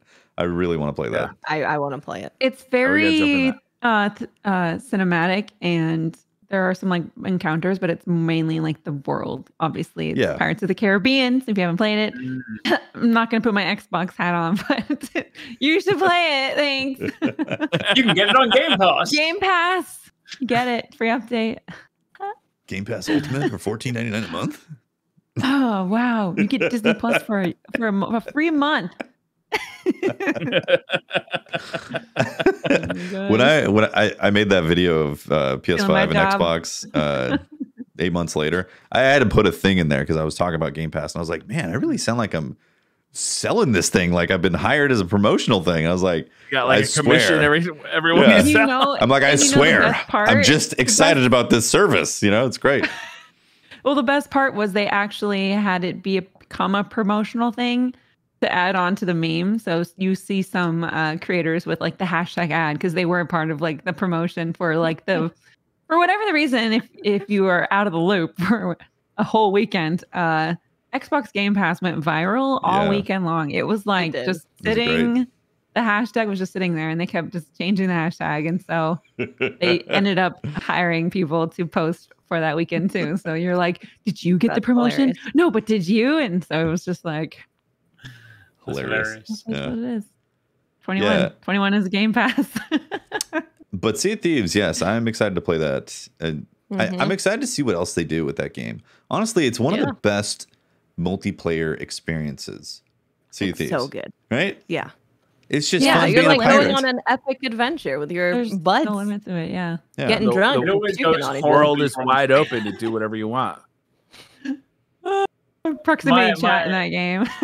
Yeah, my Sea of Thieves adventures are always just like full of excitement, adventure, and then despair. Yeah, they always end in the worst way. I just want to get away with my treasure. I've never done it.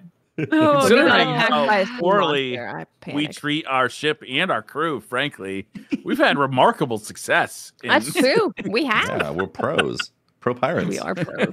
Pro pirates. We got Game Pass, man. We're pros. Pay to win, that's why. Yeah, there's a thing you can actually throw people in the brig, and that's a highlight for sure. Yeah. Oh yeah. To kick to the basement. Yeah. Holtz puked on me one too many times, and I convinced everybody to throw him in the brig. Can you actually lock people in there now?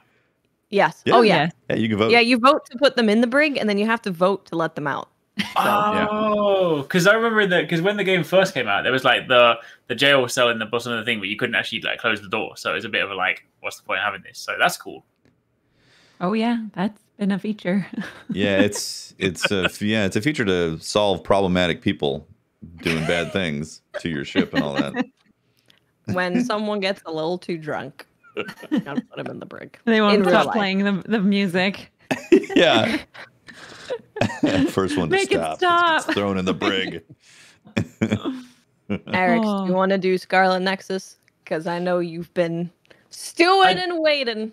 I do on want a to tub. talk about it, but I obviously we can't talk about it fully because you haven't finished it No, yet. So I do want I've to not. at some point I want to talk about the story because the story Yeah. is wild. I mean, I'm not going to say I- anything more than that. I should finish it this week 100%. So for next week, I'll Okay. definitely be able to talk about the story. Okay, It's really interesting because I heard so early on the reviews were like pretty, I would say just slightly above average. But then as people got more and more into the game, I've heard many people say that this game, after finishing it, is in like their top 5, their top 3, their top 10 of all time. So I'm like, what the hell is going on in this game? Yeah. That makes people go, oh my God, it's the best thing I've ever played. I feel like it is definitely, and I will say ending. nothing of it. I do feel like it's definitely just the story as a whole because I feel like it's going to be one of those games where it's going to be one of those sort of like niche but with a cult following kind of games in a similar way to the way people speak about Asura's Wrath or other games like that where people are just like, "Yo, did you play this game?" Because it is. If I'm honest with it, you know, like gameplay wise, it's got some good gameplay. Like it's probably a good 8 out of 10 game, right? Like, is it like an absolutely like mind bending, like fantastic game? Like, no, but gameplay is really solid. I will say the gameplay does get a bit repetitive. If anyone is going to play it, I would recommend you do, despite the fact that I want to speak about the story, I would say take your time with it because I rushed it. Like, so I did it in, it's about 20 hours, like the game, give or take, unless you kind of go off and do some other stuff anyway. But I did that over 2 days. So I literally, So I felt that basically exacerbated the whole like, oh, this is actually getting quite repetitive because the thing about combat is like combat in the game is really cool. Like it looks very flashy, very sort of anime as you would expect from it. The way that you can kind of like use psychokinesis to basically like mentally grab objects and work them into combos, it works really seamlessly. You know, you go from melee combos into just like using your powers to grab things, and the way that you could also team up with like your teammates and borrow their abilities, it all flows very, very nicely. So there's a lot of cool elements to combat. The only thing is that because the number of enemies that you fight are quite limited, you get to the point where it's just like another room with the same enemies again. And it's like, run to this room, kill them, run through this corridor, kill them, run here. Oh, wait, there's a slightly stronger enemy. So the flow is definitely very repetitive. I will also say that I don't mind it too much because obviously I read manga and I watch anime. I do still wish the game was fully, like all cutscenes were fully animated. Like for anyone that hasn't played it, a lot of the cutscenes, you have panels. It's not quite like, say, visual novel panel where they're just static. They do have like animated panels, but it's just very much like most of the game's cutscenes, you will just be looking at two people sort of speaking in a fixed panel, which does mess with the immersion a little bit. It's actually one of the first times because of that. Normally, I would play these games like, you know, I watch anime in Japanese with subtitles. I would have played this in Japanese, but then because it's basically just like reading the game for the story, I was like, I'm putting English voices back on because I just want to listen and I can't bother to read subtitles. There's a lot of story. There's a lot of story. Yeah, that's the thing. So it is a good game, but I do think the reason people are saying, yo, you should play this is because of the story. I feel like it's just that the gameplay is a good vehicle for it. But I think the story is it's just one of those weird talking points, basically. I'm excited to reach the end. It's also really interesting streaming it because I'm playing as Kasane, and in Scarlet Nexus, for you guys who don't know, you can play as Kasane or you can play as Yuito, and it's not just being like, I want to be a dude or I want to be a girl. They have different stories. So it's funny to see people coming into stream who are just playing Yuito's part, and they're like, oh, that's why that happened. That's why you want to do the thing to me with the murder and the hiding. Because on the Yuito side, they're like, I had no idea why Kasane wants to like kick my ass constantly. And I'm like, well, now you know. So it's really interesting how different they are. And I heard the biggest big brain thing ever in chat where it's like, the way to play it is in between each phase is you switch between Kasane and Yuito and you play the stories at the same time. And I was like, That would You're have right. been. You're totally That right. would have actually been really That clever. would have Yeah. actually been really cool. Of course, then you're signing up for like a 50-hour experience instead of like a 25 because And that's the thing, yeah, because like that sounds really cool. Yes. And were the gameplay loop not so repetitive, I probably would have done that. But especially again, there'll be stuff we'll speak about next week. There is a part of the game that I never want to have to do again, right? Oh no. And I'm just like, the thought of doing, and I'm like, I know that the story is different from both perspectives, but I know for a fact that this thing will not be any different. So I'm like, I'm not doing that again. I'm not doing that again. No. Unless it's like, maybe I'll come back next year and do it. But I will say that I was actually impressed with, because before I had actually spoke to someone about it, like I was playing through as Yuito, and I just assumed, based on like the typical kind of like when you start a game, it's like, oh, do you want to play as the guy or the girl? It's like, all right, fair enough. So I assumed it was very much like whatever I was experiencing when I selected Kasane, they would just flip it and be like, oh, instead it's just perspective. But then when it was actually like, no, the story is the same, but it's just you are playing two different sides of it. It's like, oh, that does actually. It would make me want to. I think if anything, I would just watch the playthrough for the second one, just because I don't think I could go through that again. And there's also an anime. So they released the anime on. It released a little bit ahead of time on YouTube, but it's officially on Funimation now, and it's airing. The first episode is up. I haven't watched it yet, but I will be watching it before our anime show on Saturday. So I'm excited for that because it's got Kasane in there, it's got Yuito, it's got all the characters you're playing as and with and getting to know. So looking forward to that. Because the story being the highlight of the game, maybe the anime is also super good. Yeah. I watched episode 1. Obviously, like early days, there wasn't really like too much going on at the moment, but it's it's. Cause I think it's supposed to be. Isn't it Studio Mappa that are doing the anime? Yeah. So yeah, I'm hoping for like good things. I haven't seen too much like sort of hype fights at the moment, but I'm hoping that like given the powers and the stuff you have access to in the game, it has the potential to be really cool as an anime. But we'll have to see. Yeah, We'll see what they do with it. Scarlett Nexus, nice. I need to play it, I guess. Here we are. Yeah, right. Definitely play it. It's 100%. It's just a weird one because I've had quite a lot of like my friends as well sort of say to me like, oh, should I buy this game? And it's like, it's a hard one to recommend.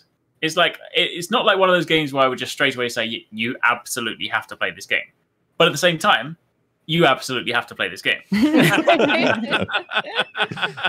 It's just one of those I'm so excited. It's really it's got me really hyped to get through the story because it's definitely at the point for me where it's getting very crazy and very good. But hearing people finishing it and being like, this is like one of my favorite gaming experiences I've ever had, it's getting me very excited. Yeah. Very cool. What platforms was it on again? Basically everything. Yeah, except for Switch. I don't think it's inexclusive or anything. Yeah. When's it coming to Game Pass? Apparently they've said never. So. No. But it could change. Maybe they changed their mind. Maybe. I played it. Yeah, Microsoft rolls up with that dump truck full of cash. We'll see what they're. Yeah, the big dumpy. Yeah. Like we misplaced this dump truck at your cash. Yeah. Hey, maybe it'll come to PS Now. Do you think it's going to be like red versus blue or green versus blue versus red? Or in terms of like studios, like I feel like it's already happening, right? It's like it's happening, but do you think everyone's going to get acquired? I hope not. Yeah, I hope I don't not. want to see that. I want independent studios to be out there, and I want like third-party publishers to be out there because I want the variety. And if one company goes out of business, I don't want there to be a monopoly. Yeah. That would be a bummer. That'd be a major bummer. Yeah, and especially with like how we've seen some of the studios kind of just get cut or dissolved when things don't perform as well. Like that sucks. I hope it. Yeah. I hope it doesn't go that direction. I do feel. I know they're denying it that there's not like an arms race to collect as many studios as possible on both sides, but like the undercurrent kind of feels like that a little bit. You know. I think the thing that breaks that up is Steam, just because so many indies and like creatives can make things for games in Steam. And so seeing not even just mods, but seeing different like alternate characters and playthroughs of games and things and elaborations and quests and stuff. Like, I don't know. They would have to be able to allow something like that in order to really get the indie side going. Yeah, True. freaking love Steam and all the games we found on there. It's really, really great. Yeah, Watts, did you end up playing through all of them that you had selected? They're not out yet. No, I mean like the demos that you had selected. The demos, yeah, I didn't play through. I wanted to play through Song of Iron, but I didn't play all the way through that. But most of them I was able to play. Honestly, every demo was a little difficult after Grime, because I played Grime and I was like, this is my game. This is my game. I don't know how anyone could top this. Pairing is the whole game. The world is gross and weird. Fighting is super fluid. Grime. Right. It is the Metroidvania Souls-like dark fantasy platformer 2D. It looks That's awesome. a lot of buzzwords. That's so many. Sounds like my kind of game. I just want to. It's seriously so good. It's very, very. I know we talked about it a bunch, but the demo kind of sold me instantly because visually it just looks really great. The animations are super fluid. You're parrying in order to kind of get a stack of healing. You also parry to take in the powers of the enemies that you're fighting, so you can get their abilities after you've parried enough of them. It's very, very, very good. Parry the game. So I should not play this then, because I can't parry to save my life. But they're very generous with the parry window. Because parrying is the whole game. So if parrying felt like ass, or it was just like unnecessarily a very tight window, I don't think the game would work well, because it's such a pivotal part of it. Like, parrying has to feel really good if they're gonna make it like a whole game around it. And they've nailed it. It almost looks like the character from Abe's Odyssey went to the gym and got really swole, and then he just like someone put a fishbowl on his head. Wait, no, who's that Marvel hero with like the purple fishbowl on his villain? Not it? Doctor. What is it? Mysterio. Mysterio. That's it. Yeah. Mysterio meets Abe beats the gym. I can see that. Yeah. I'm really excited. I need to play. It's coming out August 2nd, by the way. So it's coming out real soon. 12 minutes is too. I'm really excited about 12 minutes. I can't wait for 12 minutes either. They've got freaking a super cast doing the voices for that game. Daisy Ridley? It's supposed to be a thriller. Wow. You're basically, if you don't know, 12 minutes is a 12-minute game situation that happens, I think. I'm assuming. And it's yeah, I don't know. I would say just watch the trailer for it, because a lot happens in it. Like, you know how you watch an anime and there's time travel and it's always devastating and terrible because people are dying constantly and you're trying to figure out how to save them, and it's very traumatic. It's like that. Yeah. Is this the game that starts like in an apartment? Yeah. It's like the top down, and you're playing through these 12-minute loops of things happening, and you're trying to like stop it. You keep reliving it, trying to like fix it or whatever. Yeah. Cool. It's Steins Gate, the video game. It's very For our 100th episode, we got some Twitter questions. You guys do the Twitter Let's questions? do some Twitter questions. Let's do it. It's we never normally do Twitter questions on this podcast, but it's special. Yeah, and for everybody watching, we've already collected the Twitter questions. We put a thing out earlier, so we're not taking new ones. If something really good in chat, maybe we can pull some out of chat. Yeah, if you see something like mega great in chat, if it's like good. No average questions though, chat. You got to step up your game. Yeah. It's got to be platinum level, S tier questions in chat. Yeah. Mr. Dash says, "Hey guys, with how well Xbox has been doing, do you think the studio acquisitions they made will pay off in the long run? Is there anything you'd like to see Xbox game studios do or make? They better pay off in the long run. Something new. Phil Schiller's going to be out of their job. They've got to pay off, right? I mean, they've had so many acquisitions, especially with Bethesda. Like, you look at Bethesda alone, and there's going to be some big payouts with that for people who definitely are going to want to play some new Bethesda titles, right? Starfield, like the new Starfield. Yeah, that alone is going to make people want to make sure they have the platform for it. Fallout 77. Hey, apparently that game's pretty fun now. Apparently, they've been updated. They've been working on it. Yeah. So there is a new update, and I'm actually going to be talking to a dev about it with them. Nice. So fingers crossed, it's awesome. But I Cool. haven't played it since launch, so I have to jump in and try it. But there's a new thing coming. According to Maybe they call the Gathalion, it's update. like it's really fun now. Fallout 76 Dark Alliance update. Yeah. Let's just mesh the games together. It'll go really well. Boom! It'll be great. A dwarf in the post-apocalyptic world. Imagine. I do generally hope the acquisition pay off for them, but I think it's just one of those things where, because I think the main thing is that like they're obviously doing that because they want to expand their first party pool, because I think that's what they need. Like, Yeah. Xbox does have some cool things, but there comes a point where every E3 it's like, I want to see more than just like a new Forza, a new Halo, and a new Gears. I'm like, come on, like you've got like, you need to have more. And I just hope that they can use that to like develop some of those iconic titles, because those franchises are fine, but you can't just like keep riding them forever.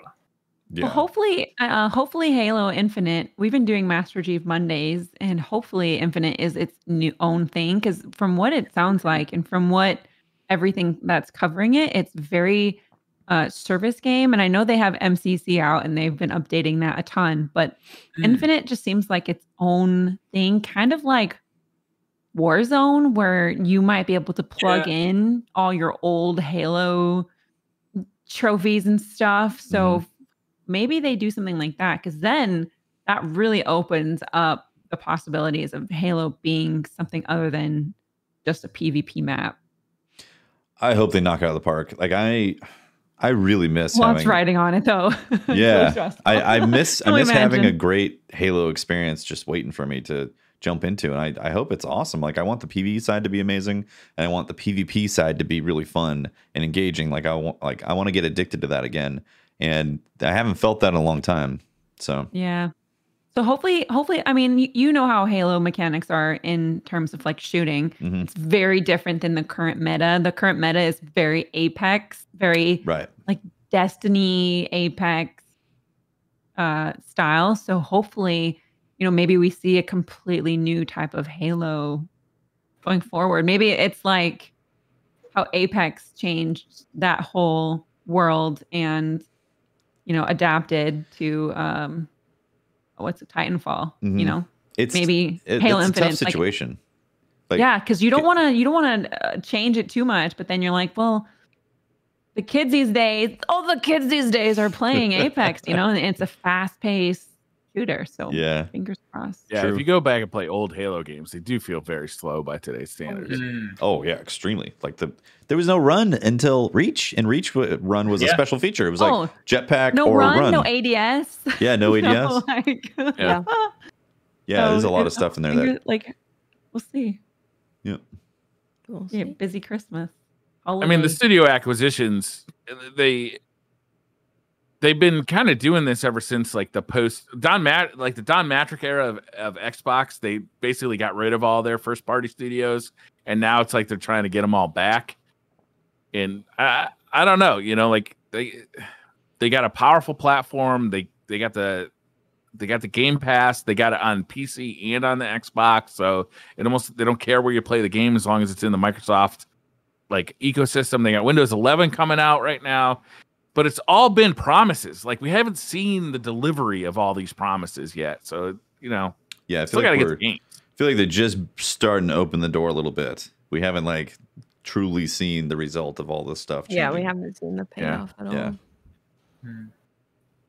all. Bubba J77 says, outside of content creating and video games, what other career would be a dream career? Pizza boy. I loved being a pizza boy. I'd go back. Really? Fun job. Yeah, it's a super fun job. You drive around, listen to music, delivering people joyful pizza. I was a You do bring lifeguard. joy. Oh, we Lifeguard's a could good work one. together. You could come Yeah. deliver pizza, and I'll watch everyone not drown. Perfect. I'm gonna be a cat sitter.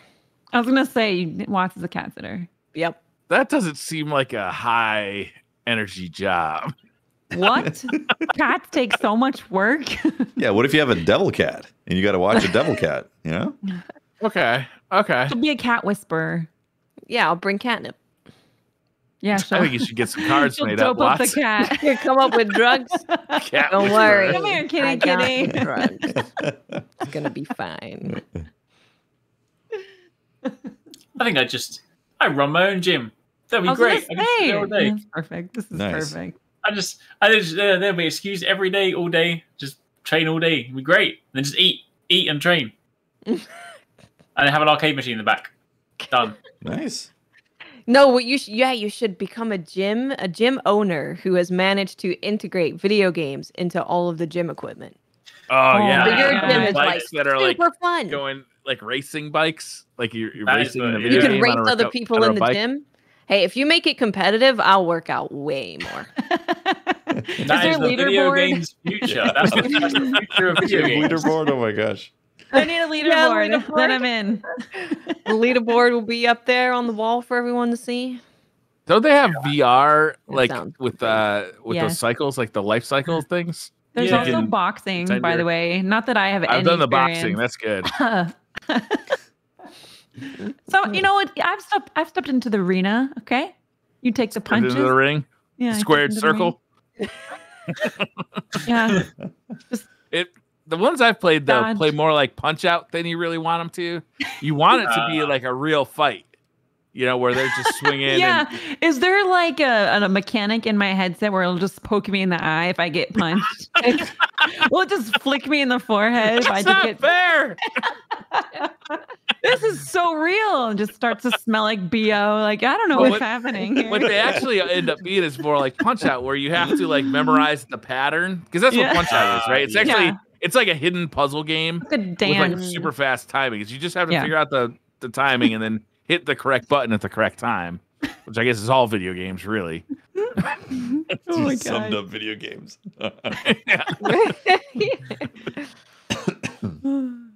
Fricado says, "What is one game that you cherish from your childhood that you would pay all the money in the world to see ported to today's graphics?" Ooh. Mentioned it already. Ocarina. I think I would probably cry. Yeah, I think I You'd would definitely cry. I would probably cry. I'd definitely cry too. Mischief Makers. Whoa. Mischief Makers. Do you remember That's that an old game? one. No. For the N64? Yeah. I used to. There were two games, right? When we had a local video rental store, like Blockbusters, but it was called Choices Video, and they used to like rent N64 games. It was great. And then because they weren't as popular, you could rent them for like a week. So I rented Mischief Makers, and then I renewed my rental like 4 times. So I had it for like the whole month, and then I switched over to Bomberman 64, which was also awesome. It was like a Mario 64 adventure game, but Bomberman. It was great. Loved it. So those two. I mean, I would have said Zelda, but since Mav took Ocarina, then collectively as SideQuest, we've already got Ocarina, so I don't need to use my token on that. You see? Yeah, exactly. See, I have a problem with this because a lot of the games that like the memories that I have with these games are because they have that vibe, that retro vibe to them, Yeah. And I wouldn't want to see a bunch of the games I played that I cherished updated to modern standards because I feel like it might break some of it. However, this week in video games and chat said Duck Hunt VR. I think I would definitely definitely want to fun. play Duck Hunt in VR. Updated I to would modern take standards. Foul, no You know- problem. That'd be great. You know what would actually you raise a good point though. Actually, 'cause, like Mischief Makers, maybe even like modern graphics wouldn't be as good. But you know what would work? Do you remember a game called Blast Core? Mm-mm. Was that an original Xbox game? No, that was an N64 game. It was a rare game. N64 as well. So- Oh, that was yeah, the one it's- where you played the vehicles and you could run over. Yeah, all sorts you of play shit. you play the vehicles because like basically the general flow for it is there's a truck transporting like an explosive missile and you have to basically clear the path the whole time. So a lot of the time you'll be using vehicles and stuff and you have to like smash through things and smash down buildings. But occasionally like, there were a couple of missions where you would basically get like a Gundam and you have to like jump up and slam down skyscrapers. So imagine that with like full scale Levolution style battlefield destruction, like the visuals of Battlefield, and you're just trying to lay waste to stuff just so you can let this thing go through. That would work. That does sound really fun. Or Turok. Dinosaurs and guns. Ooh, yeah.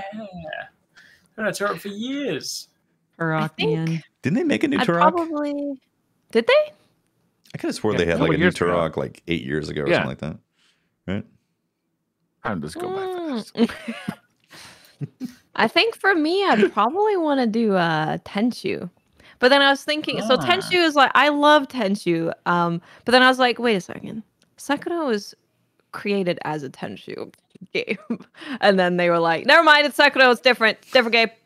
It's a different thing. So I guess it's kind of already happened, but there's definitely some things in Tenchu that are not in Sakura. And I'd love to play that. I love Tenchu. That was a fun game. Series of games. I don't want a remake. I want new games. But I'm going to cheat, and I'm going to say I want Skies of Arcadia too. Skies of Arcadia was definitely my favorite Dreamcast game. I think it's my favorite RPG I've ever played. But I don't really want them to just update it to modern graphics because I've already played it, and frankly, I'll always remember the original graphics. So what I really just want is a modern sequel of Skies of Arcadia. Oh, we're talking sequels. Dragon Age would be modern amazing. interpretation. Yeah. Naker the Baker says, after 100 side quests, how high of a level is this podcast? We're maxed out. Over 9,000 max level. Yeah, Raid max. ready. 100 Like side 4? quests. Yeah, it depends on your kind of side quests, I guess. This is kind of grindy, frankly. This is kind of a big grind. Yeah. Where's the end game? You know, Takes about 25 hours per level. I think we're about 4. well, I guess technically each side quest takes an hour, so it's 100 hours that we've been gaming. There you go. What level does that get you to? It gives you the opportunity to complete I guess. Level 4. You can complete one JRPG in that time. Wow. That's true. Not at max. A small level. one. Definitely not. Exactly. A small one. Yeah, a small one. And only if you golden line it. Which we have not been doing. VHRP says, what games are you most looking forward to? Ooh. Oh God, there's so many. Breath of the Wild 2. So many games. There's so many games. There's so many. There is only Breath of the Wild 2. The That's new it. Horizon Zero Dawn, new God of War, obviously that expansion for Ghost of Tsushima. That's probably the current next up for me. Excited about that expansion. Yeah, me too. The My Sims God. Cottage update. Honestly, that looks really Oh cute. my. I'm Dude, gonna I'm a get my huge fan of cottage The core Sims. on. Okay. The Sims is a game where it's like you play it for whatever 20 amount of hours time, straight, and then you're Yeah. like, okay. and then you put it down for like months, and then you're like, I'm gonna binge it again. You just sit there, no life, constantly. The Sims. Yep. I've been playing The Sims since I was like 9. Forever. I think it was one of my first games. Really. Crazy. I started out with SimCity. Then there was SimEarth, SimAnt. I've like played Sim almost all the Ant. Sims. You love never them. really Cities knew how to 2000. play them. They were weird. The UI was like not. Yeah. You were like, I don't know. SimEarth was the craziest. Like you got to a point where you evolved your civilization to the point where they left the planet and then it restarted. You were like, all right. Like today. Did Elon? Was he there? Yeah. Elon. Also, where do those games come from? Because I don't know anybody who actually bought those games, but they always had them. I bought them. Did they That's just come with weird their computers at the time? we're I told my mom, I was like, we need this. I told my mom, I was like, get out there. we You got a bought- brand new 486 computer. You need to buy all these sim games right now. They went together. It was like you bought the Sim Tower or Sim City, and then you were like, you got Sim Ant, and you got like Sim something, and you're like, I don't know what that is, but I will try it. And that's what happened. I think regular Sims improved my typing though, because I used to learn to type the money cheat Rosebud really quickly because you could you have to type it like, I don't think there was a stack way, so you had to like keep on typing it. And I used to be just like efficiently like a hacker. I was like, now I've got loads of money. Now I'm gonna buy everything and make the best houses. Yep. The mother load. Kenna Bridge of Spirits, though, that's coming out in Oh, August. yes. Super excited about that. August is kind of packed. Yeah, it Yeah. is. Oh no. Sort of packed. It's happening. It's happening again. It's happening. It's happening. I need a holiday. Please don't be taxed. I need like a week off beforehand. It's like normally that's what post E3 is, but post E3 Oh was yeah, like, yeah, have Tina Ratchet or and Clank, Kenna. and then have Final Fantasy, and then Ratchet have and Scarlet Clank. Nexus, and then this, and it's like, just Kenna give me a Bridge of break. Back. There's a What does new this game have? Age of Empires coming out. Oh, Mhm. there There it is. is. I loved Age of Empires. Yes, I was man. Definitely a really fan. did. It was fun playing Friends. And Monster Hunter Stories 2 comes out soon as well. Right? Yeah. I feel like that game really crept up on me. I was like, yeah, it's Monster Hunter Stories. This is happening. It's a game. It's coming. And then there's like, it's coming out tomorrow. I was like, Jesus Christ, that came really fast. Oh, Pretty much. I need to play Monster Hunter Stories. I'm really wanting to dive into that. It's gonna be good. It's gonna be good. Like, yeah, it's definitely worth it. Zachary Richin says, which one would you go to? An Alaskan cruise or a Mediterranean cruise? Alaska, because that means I would get snow, right? Depends. I don't know if they run them during the winter. I mean, you would see like the wintry things up there, yeah. But I think I'd go Mediterranean because I live up here. I'm out. I like cold. I like snow. I think I'd go with the Alaska as well because I feel like Mediterranean cruise is like a pretty common thing that you hear, but Alaskan cruise, I don't hear many people coming back from their vacation like, oh, I went on an Alaskan cruise, So I kind of want to go somewhere. Gonna debunk it. Alaskan summer salmon. Yeah. Go meet a grizzly bear. Hike up to a glacier. See a polar bear. That'd be great. Aurora Borealis. There we go. I can say it. Yeah. Aurora Borealis. Imagine being on a cruise ship in the middle of the ocean and you see that. That'd be crazy. If you go during the summer, it's like it's daytime constantly. Yeah. We never go. No one sleeps. You got to go to your cabin to actually get some dark quiet. Now I kind of want to do that.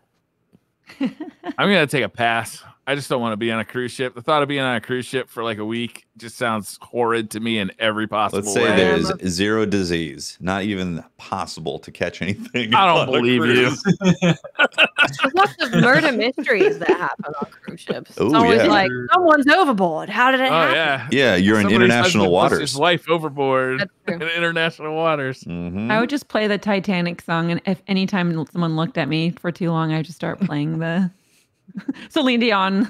Amy, like one of your French girls.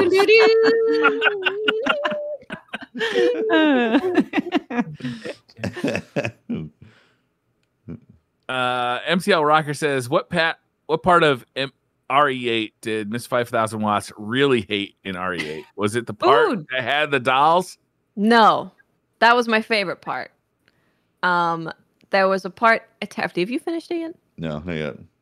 Oh my gosh, the dolls part is the worst. I'll do small, not spoilers. But there was a part where there was a lot of combat. Like so much combat, just nonstop combat. Not saying specifically how that combat happens, but there's just a lot of combat. And Resident Evil, generally, combat, I'm not there for the combat. It's pretty freaking bad. It's supposed to be. Like, the whole point is it's supposed to be a little jank because, it increases the intensity of things rushing you. But it was a really long part of a lot of combat. And I was like, I am bored and I hate this. And can we get back to horror? Because that's why I play your games. So the doll part, you're talking about. I feel like that's true with like every Resident Evil game. Is they always have like a part near the end that devolve into just a massive combat arena, huge or, like, resource dump. Exactly what happened. It's a huge resource dump of everything you have. You've been playing on a harder difficulty. You got to like throw everything at it, and hopefully, Yes. So it was the doll part was actually my favorite because it felt spooky. It was so spooky, Watts. It was so spooky. I think that was Resident Evil 8. I still think about it all the time. It's one of the games I think they woke did a up really yesterday, good job you're of. like, oof, Yeah. those dolls. Every time, every week, I'm like, guys, I'm still thinking about Resident Evil 8. My friend Kathy, who works there, and she's like, I know. I mean, the end of that game, like the story and the tie-ins was pretty mind-blowing. I can't wait for the next one. It's gonna be so good. Oh. Although the doll part made me go, maybe we don't have babies. Mama! Nothing has put me off having kids until Resident Evil 8. And then I was like, all right, that's decided. Listen, I have like 47 children, and that part I was like, I'm not the mama. I'm not the mama. Oh, wait. I'm not the mama. No. Ultron, son of Oryx, says, if God of War, Ragnarok, and Elden Ring came out on the same day, which one would you play first? I don't even need to think about it. Elden Ring by. Yeah, that would be God of disappointing. War.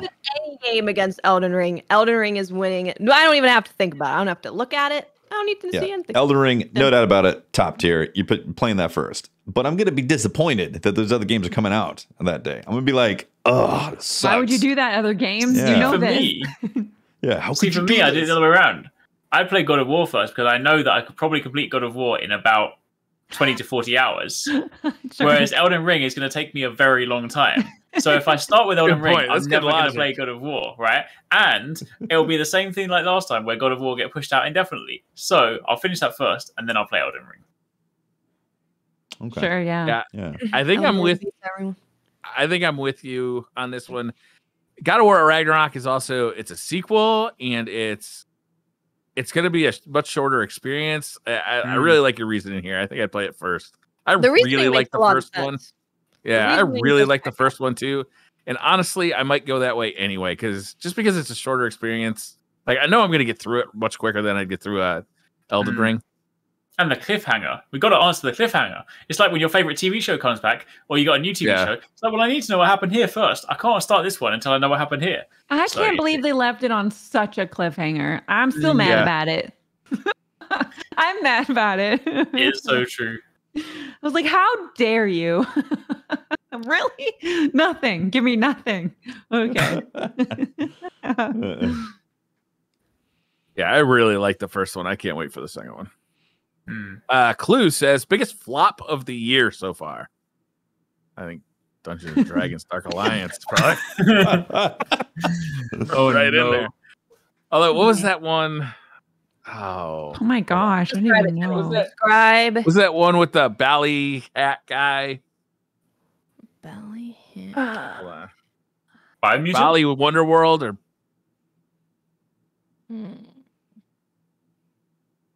the fact that nobody can even remember. Yeah.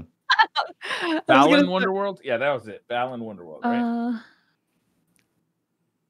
I don't even know. Yeah, Balan Wonderworld, I think, is the biggest flop of the year because nobody on this podcast even knows what the fuck I'm talking about. Yeah, I have no idea. It's supposed to be a pretty big game. Was it?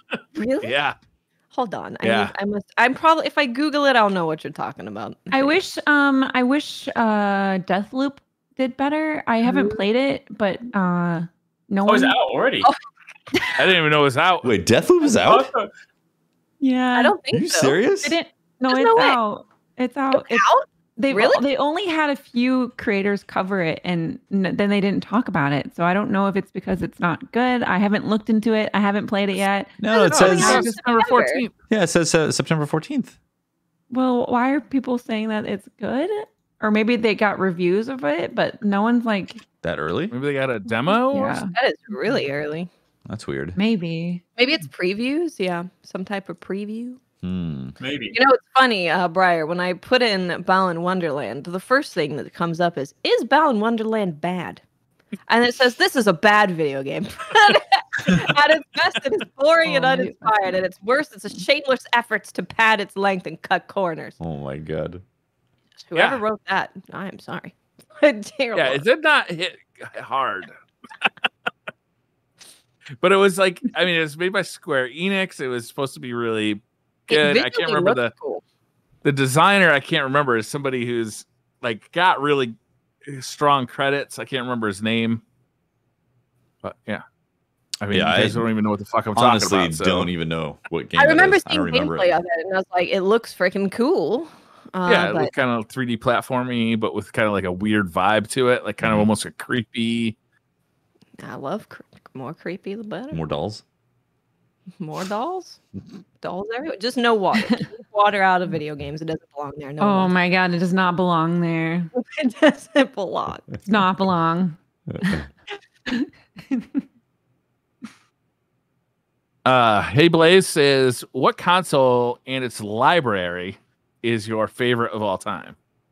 It's library. Xbox Game Pass. You get an entire library. I would say either N64 or GameCube. Ooh, GameCube underrated because everyone's like N64, but everyone who played N64 was playing on the GameCube. And that's when all of those games either got ported over or updated for it, like Smash and stuff like that. Yep. GameCube was great. Really weird looking. PS2. PS2, yeah. I think it's between PS1 and PS2, probably in terms of just like amount of games that I played on them. Like I played a lot of games to death on the N64 and previous consoles, but there were a lot more volume of games that I played on PS1, PS2. Yeah. I think, honestly, I think I'm going to go with PS4. There was a lot of great titles that came out on PS4. There really was. PS4 was fucking awesome. PS4 was a banger. Like it's. I mean, there was look this at the one whole game library. that kind of brought us together. You'd Balan have Destiny. Balan Underworld. Oh my gosh. Oh god. Yeah, I think PS4 in terms of just the vast amount, but I think that was like PlayStation's super year of games being launched because like they were partnered even with Destiny, like they were partnering with them. Sony was, and so like, yeah, there's like a lot of that. It was a really good. There's just so many like stupendous games that came out for the PlayStation 4. If you look at like Witcher 3, and I'm not; these aren't even all exclusives, but they were on the PS4, so they count. Like Witcher 3, Doom 2016, Ghost of Tsushima, God of War. Like they're just huge, like just orbit bending games, and there's so many of them. The list goes on and on too. Yeah, it was pretty good. It was great. Just pretty good tough to compete with that. Yeah. I like the retro games, but man, PS4 is strong. Yeah. And they hold up well. They do. So far. Well, it was, we were just playing on it like, a couple months ago. Muttbeard says, which video game character do you think would taste the best when barbecued? I'm curious what a barbecue bandicoot. That's $1 to the Briar Rabbit in the DCP adventure game. Who do you think would be a good tasted video game character? Anything from Bugsnax, really. Bowser. I reckon a Bowser steak. I mean, if we're talking new games, I mean, I guess Space Jam because bunnies. So dark. And Bugs Bunny. Ever Bugs. Close to Briar. Yeah. Or a Roadrunner. Like all those characters are in there, by the way. Pretty good. You eat Roadrunners? I've never heard of that. You get them as a buff. Like there's like characters in that game where you can like collect their cards and use them as a buff, and like a Roadrunner and Coyote's in it, and Grandma's there, and all sorts of Grandma's there. Porky's too. there. I mean, maybe Porky. Porky's a pig. Porky eating jam? That was pretty good. Just Tweety.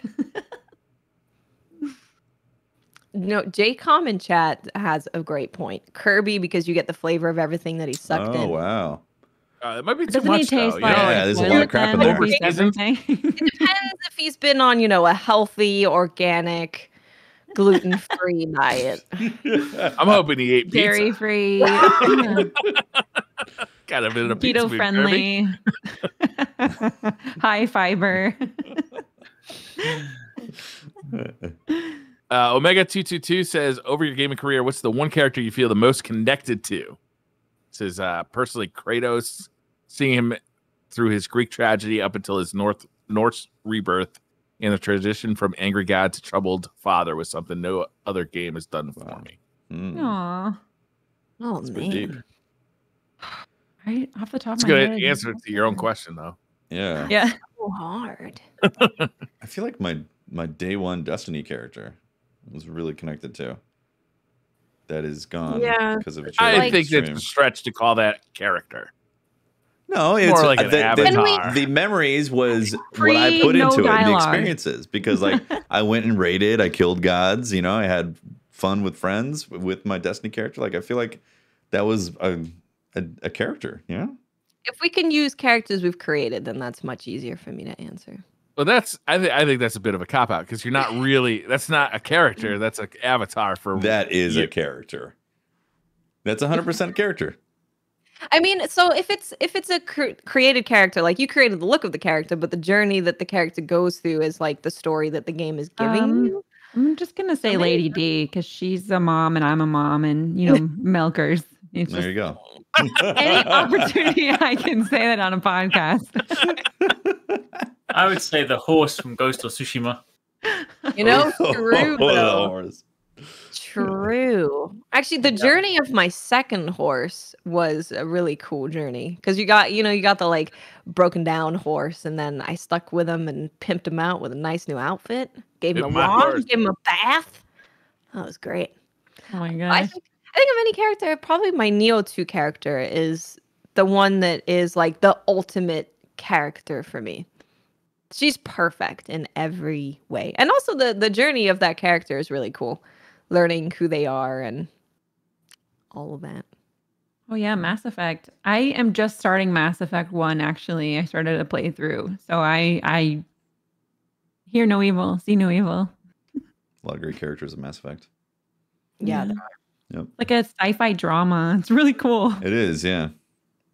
Some shooting, but like drama. Last question of the night. Mr. Goodbye says, "What's your favorite drinking snake?" Drinking snake. Drink and snake. Yes. Oh. Snake. Like the animal? Yeah. Yeah. Yeah, sure. Drink and also snake. Yeah. I like Anaconda because of the Sir Mix-a-Lot song. Anaconda. It's a good classic tune. I dig it. A drink. Water. Tequila. Oh. Water. We're just big butts and tequila over here, okay? That does sound like a fun party. I don't really know enough snakes to be able to like name a type apart from a cobra because they look kind of cool. Cobras do look cool. Cobras are super cool. Yeah. There's that one snake that pretends to be a cobra. Oh, I can't remember the interesting. name of it. I can't remember the name of it. That's my favorite snake. The snake fake- that's like, fake I'm cobra? not quite as fierce as a cobra, but like I can pretend to be. I The role-playing like that snake. attitude. Yeah, the other role. The hog-nosed snake. Yes, Hog nose with the wings. they're great. I'm going to go with a rattlesnake out here in California. Ooh. A lot of rattlers, Okay. And, I'll go with tequila as well. Today, it's tequila day. It's been one of those years, Yeah. I'm not usually a big drinker, but I just listen. We've Chat all- wants to buy us a drink. I'll take something tequila. Yeah, I'm going to Like- go with Diet Coke and the water moccasin because I like to swim.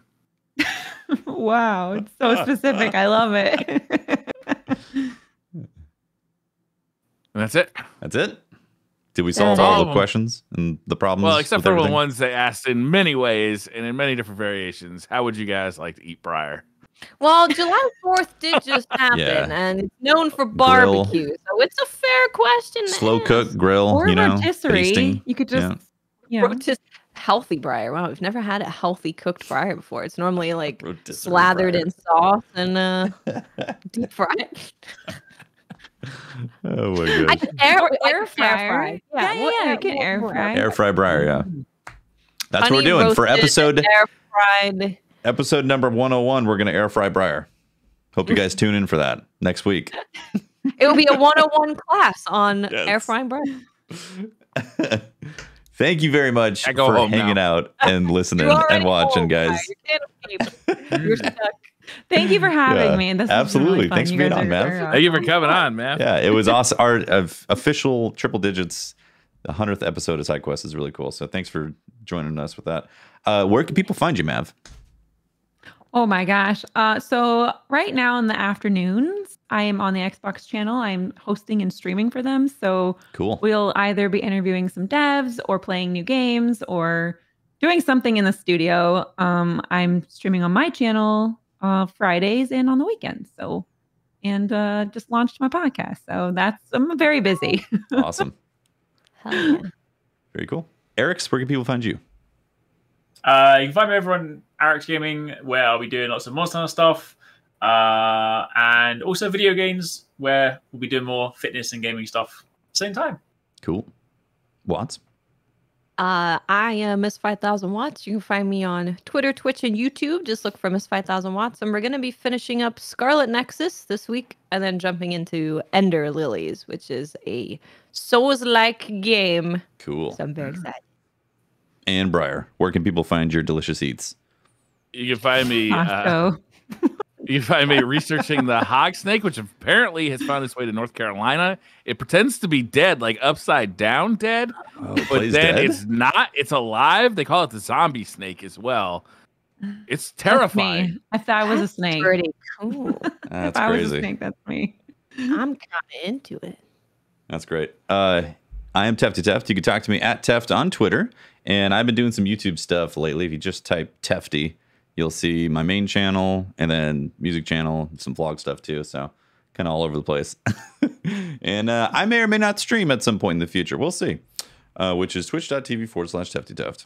And there you go. That's the show. That's episode 100 of SideQuest. Thank you so much for all the good vibes. And we'll see you next week for another one. Same time. And thank you so much, guys. See you later. Bye, guys. Bye. Bye.